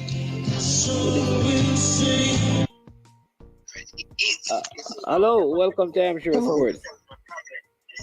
Hello, good night. Mine's Ian Campbell calling. Mr. Campbell. How are you doing, sir? Yes, sir. Firstly, I think I went a bit too far in my comments. I expressed apology. But, what transpired is that First, I did hear... Sorry, let me also apologize, because I know I think you had concern about the statement I made. But it wasn't in reference to you about persons. But so if it offended you, my apologies. I wasn't seeking to offend others. Yeah. So my apologies. My thing is this: I did hear Mr. Speed, and you mentioned as well that the professional players won't be required to venture to a training session. A trial, basically. Are pay for their own tickets. He said that on the program. Exactly. I can go back to it. Exactly. Yeah. I vividly remember him saying that. Yeah. And now they are changing their tune, which they just can't do because listen, it's already strenuous on the players to acquire Jamaican citizenship. Yeah. And acquire passports. It's not easy, right? And you know that these young players are not really paid anything much at this age. Look at Robert Morrison, who was England's number 10, right? And he expressed that during his playing days at Man United, they were poorly paid while they were at the youth level. And Morrison is a magnificent talent, right? So, sorry. Yeah, man. So my point is that they cannot expect a player to find 1,600 pound to buy a ticket. You understand? And then to get the passport because they don't have the passport yet, which is maybe if they do it in Jamaica it's cheaper. So I agree with that, Well, the passport process that's been worked on, right? It's been worked on. But you and I know, Ian, let me ask the thing, because what I'm saying to Ian is that because you and I are kind of familiar with some of the background thing. I'm saying, is this one? Yeah. Because what what my understanding is that I know that at least one player will be here from England over the weekend. All right, at least one. Yeah. Right. That is true. Right, and so there are also players who can afford it. Not that I think they should be, but they can afford it. All right. I know. So I know, but I'm saying that there are at least two players. Yeah, who can't. And this who is can't. Right. So this is where I think now. Though I know that Michael is going to help. I know that for sure. It shouldn't be the case. Because it's not. Listen. Part of my reason for calling is to express that Jamaican missions, including the High Commission in London, they usually have a deposit account wherein funds can be placed in said account to assist Jamaican nationals overseas, or the diaspora essentially, right? Because when I served in Toronto, we did that for several Jamaicans, wherein the diaspora would actually put money into the deposit account, right? And we would essentially use the money as per the cause, right? So that's something that can be arranged. So I placed my IG information in the chat. So persons who are they can reach out interested, to you. Yeah, they can reach out to me, and I already messaged the head of council, right? Okay, awesome. On the subject. So you see, so I am actually trying to assist. I will say this, you know that I don't agree with this though, because I think the federation need to pay it, but I think it's a good gesture. I play. Find it to pay them. That's it's a matter of principle. It's a matter of principle, because even if the player can afford it, it's a matter of principle. There you go. For them to pay for the tickets. It's a noble. Right? It's principle. It's a noble gesture that is being suggested. Good that it worked, but this is where I want the federation. I want people to come out and criticize them. I just have a problem when I don't like when we get into the player thing, because I don't want, no matter local or let's leave the players out of it, because it's not their fault except when they have bad attitude. And I think sometimes we drag the players into and that is why even with the female football, leave the players out of it. Don't. Yeah. But something, management. There are times that some things must be expressed publicly, and this is one instance where this was required, because you can't make a statement that the players will not be required to pay, and now you have to change your rhetoric without no explanation, right? Yeah. So this is why I made the comment that I made about the parent, because it was warranted. You understand? Yeah. It was warranted because you can't. It needs to be known that the parents. I just felt like, so oh my willing. God, suppose. Yeah, because my thing, though, Ian, is like, though the name was not called, but the person could probably know. That's the only thing. I don't know that they watch. Well, listen. And how that would work out. But outside of that, I understand. You understand me? The need the parents, to say, something that people should know. The parents of these players, some of them know each other, right? Yeah. Right, and they do watch these programs, because one messaged me accordingly about when the statement was made about paying for tickets, right? Okay. And I got so upset. This is why I got upset, because I'm saying that look at what they are doing. It's already difficult for the players to get their documentation, and now they're being told to pay their airfare to Jamaica, right? And the people, they're so willing, and all the players involved, they are committed to playing for Jamaica. Yeah, right. That much I know, because you probably have the same list that I have. I know. Yeah, they are committed, and the ones that You may not see some of them, but it's not a matter of them not wanting to come. Yeah. It's a matter of something that went wrong with documentation or something. I won't allow them time to come. Yeah. On the subject of our homegrown players, there are so much talented players in Jamaica, so many of them, right? But the issue is that management, development, that's the problem. The coaching, absolutely, that's the problem. Infrastructure. This is why when I heard infrastructure. Yeah. This is what I heard. The Dumbo person speaking. I was a bit peeved because he's talking about football. What is in place to develop these players? When you watch JPL games, how many young players are playing or starting for these teams? How many of them are starting? Like no. Generally speaking. The truth is it from the use the thing there? I think the best thing that could have happened to Jamaica's football is the pandemic. I'm going to tell you why. People, just listen me out. It forced the teams to play younger players because the older players could not get fit in time for the competition and could not play on the AstroTurf. And it pushed many of them out of the league. So, like Arnett Gardens have a young team, Cavaliers have a young team, Portmore, Harbourview have a young team, Mobile United have a very young team. When I say young team, I'm talking 24 and under. Yeah, I know, but my point is that I'm referring to U-20 players, right? Oh, okay. Have something in place, right?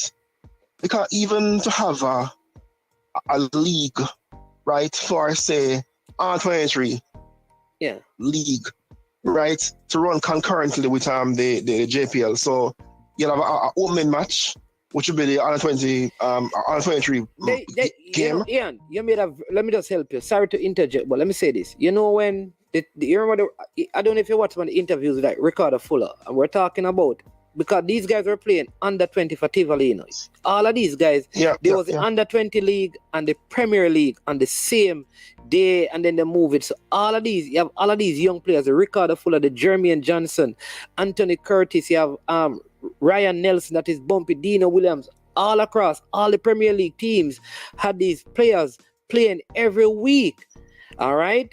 But I realized that even that is short. I'm going to tell you why. I had Eric Rademaker, and he took some Jamaican 16-year-old and under to Holland recently. And you know what he said? When he went there, they calculated the amount of games. A youngster in Jamaica, if they win every football competition from age 12 to 16, you know how many games they will play in total if they win every competition they enter from 12 to 16? 70 games. You know how many? Wow. You know how many games? And that is if they start and play in all the games. Even the average kid in Holland, you know how many games they play in that same age bracket for the same time? Over 300. Wow, look at that. So the muscle memory will be different. We are way behind. We are the so thing is far that behind. we have so much talent locally, but you are trying to boost and promote these talents. How about working on these talents, developing these talents? Try and take a page from track and field and develop the local coaching, right? Develop the infrastructure, right? And work on developing youth players because they're the future, right? Somebody like a Pearson or a Zeminis, these are Mackenzie, these are young players, very talented. Also Devante Campbell, these are very talented players, right? But listen, when you're gonna compare a Pearson with the same guy that's coming down on the weekend, because they play in the same position, right? Yeah. That kid is considered a wonder kid. Yes? Yeah. In England. Yep. Bear in mind, England currently has the top league in the world. It's a fact. Right? And in England, he is considered a wonder kid. Meaning that he's special. Right? I must say, know that there is a Premier League team, I'm surprised that he opted to come and play. So it's good news. When I heard it, I said, "Wow, this is good news because this is." And you know what happened? I think the racism in England is a part of the reason many of them have opted to look at Jamaica, because these boys can make the England team. Yeah, I know. These guys that are coming can make the England team. I know at least 3 of the names. Yeah, they would be in the U20. It's U21s. That's what they call it, because they don't have U20s. Yeah. There is a U23 and U18, right? And I'm saying to you that this is in the Prem too. No, I am saying to you that many of these players, the ones that are coming, they are starters. Not many. They are starters in their teams, and they are figureheads in their starting level, right? So the truth is that when you do a proper comparison, they would start in probably our team. Yeah. But because what I'm saying is that these are seen as elite players at their level in England. You know, the one thing I'll say with that, and I'm glad, like, I think the one thing, let me say 2 things. One, I think Joel Campbell played youth football for Jamaica. And somehow, when he got to the senior rank, it was I don't know how. All right? So let me say this. I think the first conversation I had with Paula, one of the things he said to me that I don't think I have thought about is this, that when it comes on to some of these players, he says they are very good players, but he says, how good will they play in CONCACAF depending on the time they get to adjust to CONCACAF? So he wants this, true. Because he's saying that, listen, it wasn't easy, and he made mention of Mikel Antonio, it wasn't easy adjusting to playing in CONCACAF because the fields are not as good, the size of the field, the amount of contacts that are allowed, the infrastructure in terms of how you prepare for the games and all of those things. I figure he's talking about the training ground, changing room, hotel accommodation compared to where they are. So his whole thing is that it is better to have them in early and at this age. But he also said that you could bring these under 20 players in, and because everything is so new to them, people say that they are not good when they're actually excellent players, but they haven't properly adjusted to life in CONCACAF. So he says it has 2 benefits. One is it's good for them to get blooded into the system now, that when they matriculate to the senior team, they are used to it. But at the same time, if they don't get ample time to prepare, say they just come and go straight to the tournament and take 3 games and Jamaica get knocked out, you know what people are going to say? Why didn't go for them for? Exactly, not good. Which is what normally happens with our senior team. I think a lot of the players out of England have gotten a hard time because they were not given all they needed to perform at their best. They were brought in late. Preparation is key. Is key in team sports. They were brought in late and probably started their first game in some of the worst conditions. And when people saw them, criticism start. Their second game was that's what happened.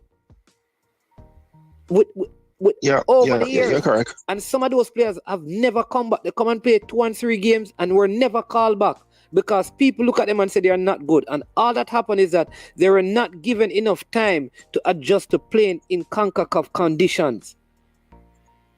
You know, something management, a commenter on one of those shows indicated that at this late stage, they probably need to do a 8-3, as in either 8 local born, 3 foreign born, or 8 foreign born, 3 local born.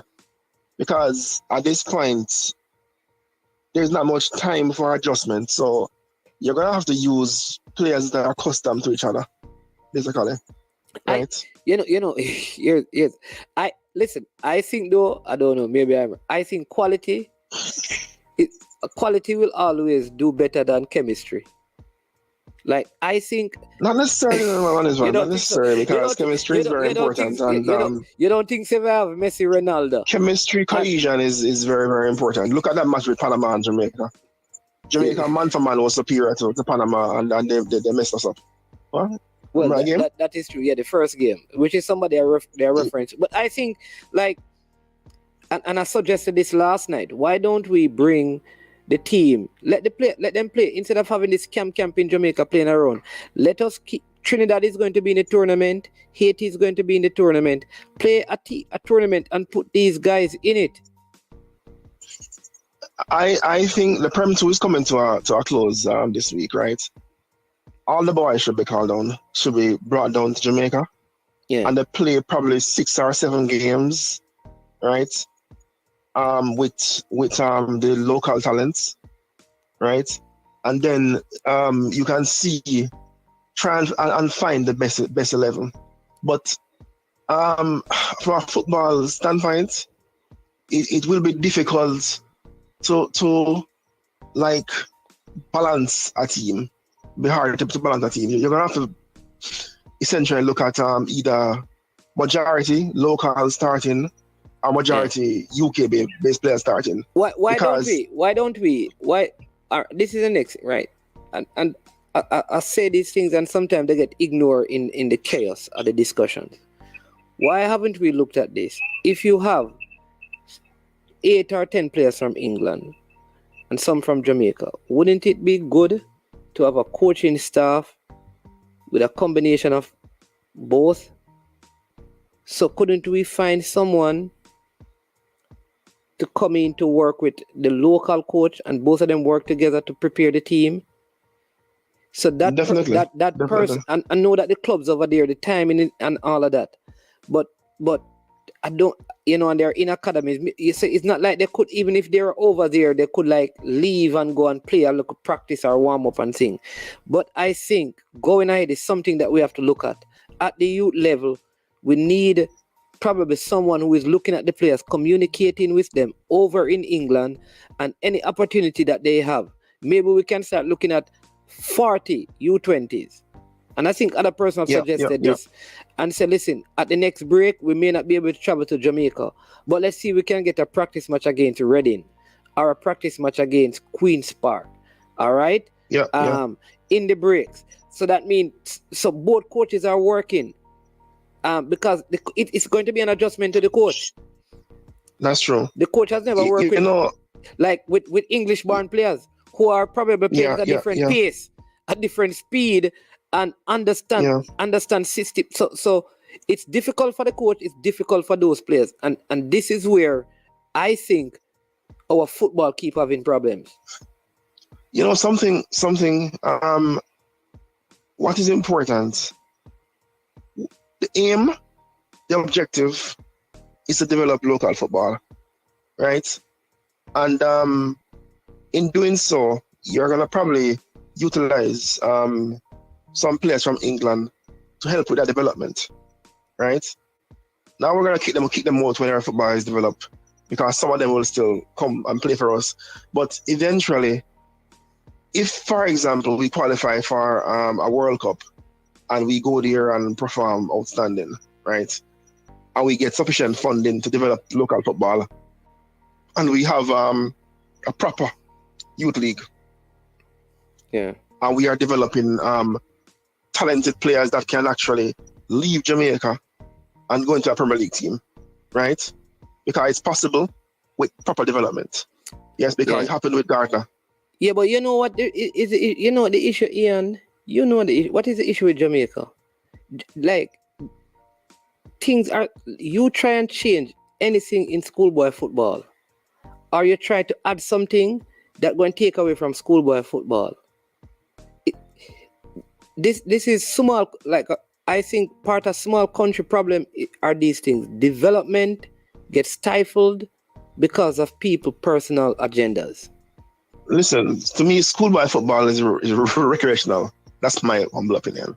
But there you go. So, it's just recreational football. That's my. But that's just How do you get? No, man, I agree with you. No, but how do you get? No, it's a PE activity. All right. So how do you get the 60? All right, I'll give you a good example. Mount Pleasant, right? start a professional academy.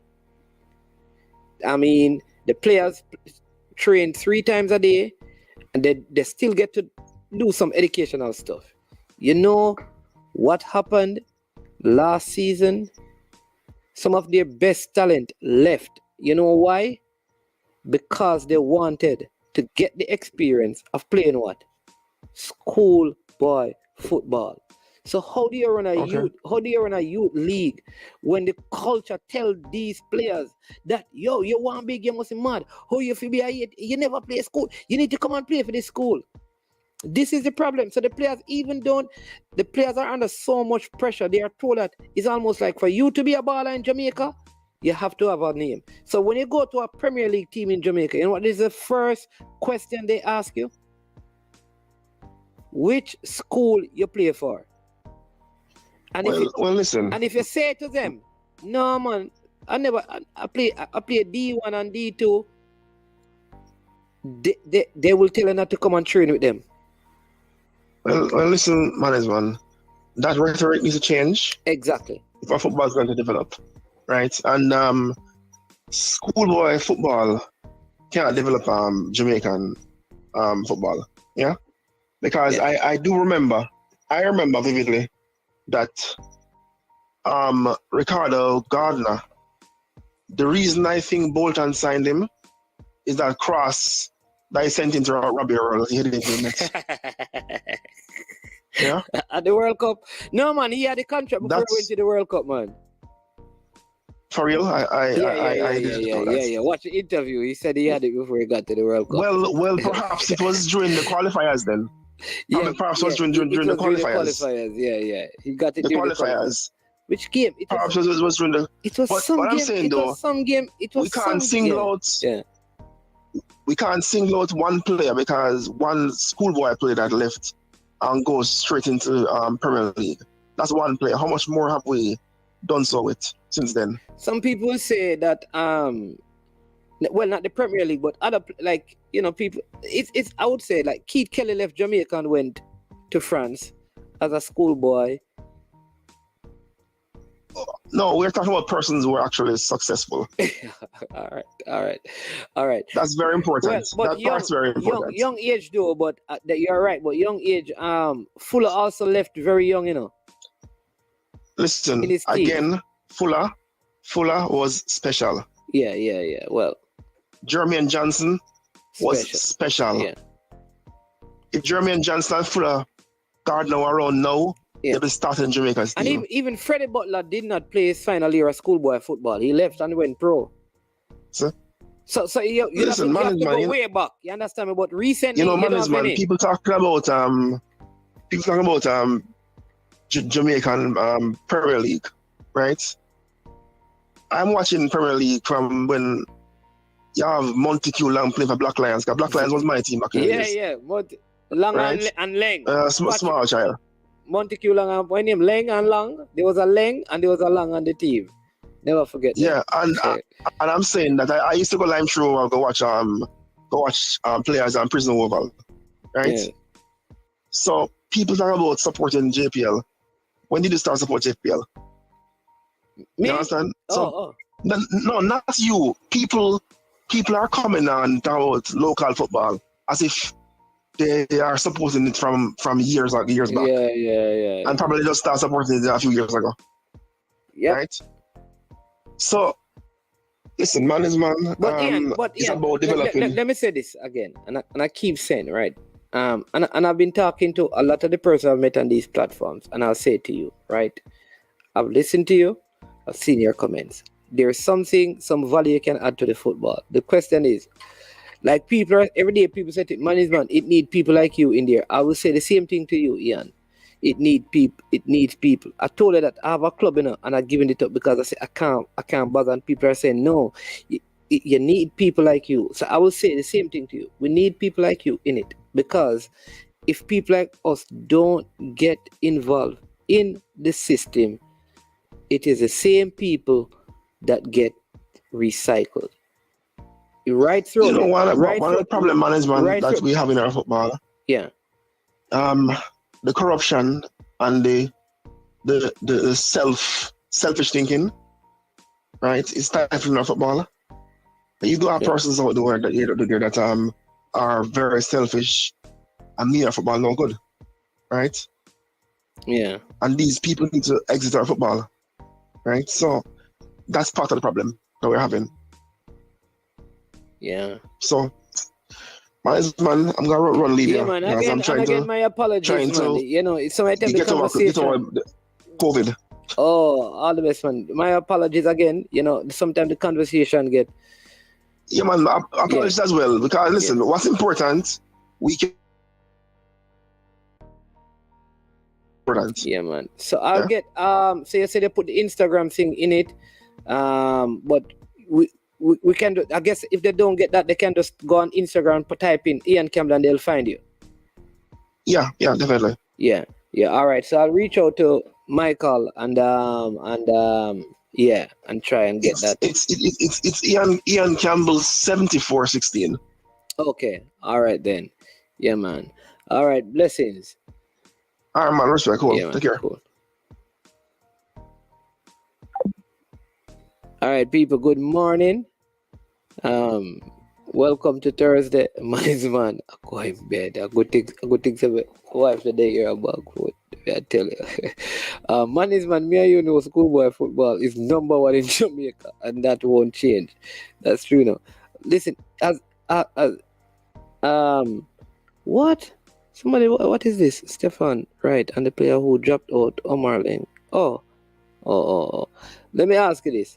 Any of you ever gone to a team yet? The first thing they ask you is which school you play for. Even if you're 30-year-old and you're trying to make a team, they not ask you which team you're coming from. They want to know which school you play for. I don't know. Schoolboy football is not for development, but it is powerful. It has served some players well in terms of part of their development, but for the high quality development, we can depend on it. It's only 3 months, but when it comes down to the Jamaica landscape, you can't tell the people them nothing about them schoolboy football. I am telling you that.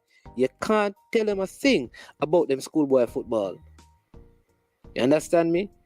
Schoolboy football is king in the footballing circles in Jamaica. People talk about it more than the Premier League. Sadly.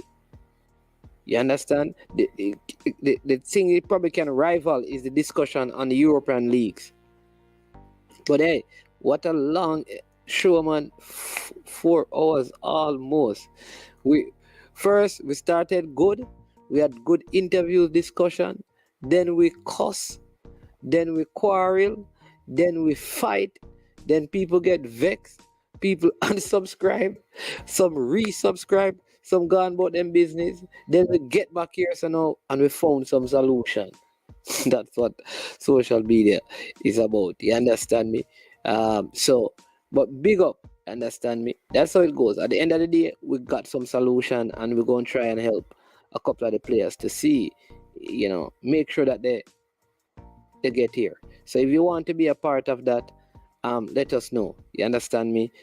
So Michael, remember to reach out to me so we can see what we can do to get the players who want to come, whatever solution. And maybe there are others of you. Maybe you don't have 1,600, but you probably have 100 you want to do it. Let's line that up with Ian. Maybe you have 500, maybe you have 50, maybe you have 20.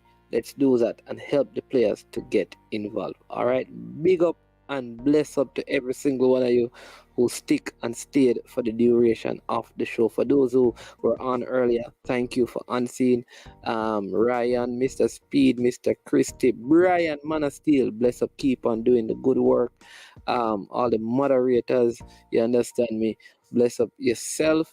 Who again? All the persons who called in, thank you so much for all the super chats, the super stickers. Listen, all the people that were upset sometimes with the super chat and the super stickers, and respect for that. You understand me? Yeah, man. It's big spend. Oh, talking about the schoolboy football. Yeah, yeah.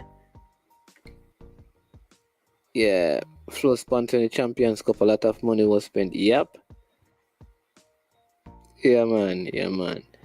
Yeah. And look at people, like I said, there are at least 6 of the younger players in the league who will be leaving Jamaica in the summer. So kudos to them. Keep on encouraging them. You understand me? I tell you, whenever you talk to them, and I tell them this, I tell them to work hard. You have this player from Mount Pleasant. His name is Devontae Campbell. He is Shorty. You know, Steve Shorty Malcolm is his uncle. Very, very good talent. If you look at them, they look alike. I'm telling you. Good talent. And you know, yeah. Sometimes I tell him, say, don't watch the show because I don't want. You understand me? I don't want people because he's working on his craft, great talent, but I don't want him to watch a lot of things and then feel bad how we talk and things. You understand? But you also have to develop a strong mentality because there are 2 ways to this. Because when you get into Europe, you're going to hear the monkey chants and all of those things, and you must be willing to focus and still play in spite of that. So players, when you hear people saying the negative things, yeah, management may try to defend you and others may try to defend you, but you must be strong as well. You must be strong because when you go overseas, it's not like it stopped. It's just that it's people who you don't know. Listening monkey chants and they boo you, they call you all kind of things, you know, fling bottle and eggs and stone your house. Listen, people, you know that people said bomb in one of the Manchester United players' house, man. So understand that you have to be tough mentally and strong mentally to survive in the sport. Blessings to everyone. Have a wonderful, wonderful rest of the morning. Oh, geez, we have 11. Listen, we have the Value Academy people coming on today at 11 a.m. And they are planning, you see that Value competition, you see going on, they want to have it across Jamaica. And the idea is what Ian was saying, where football is played non-stop at the youth level. Awesome. Looking forward to that. Bless up, one and all.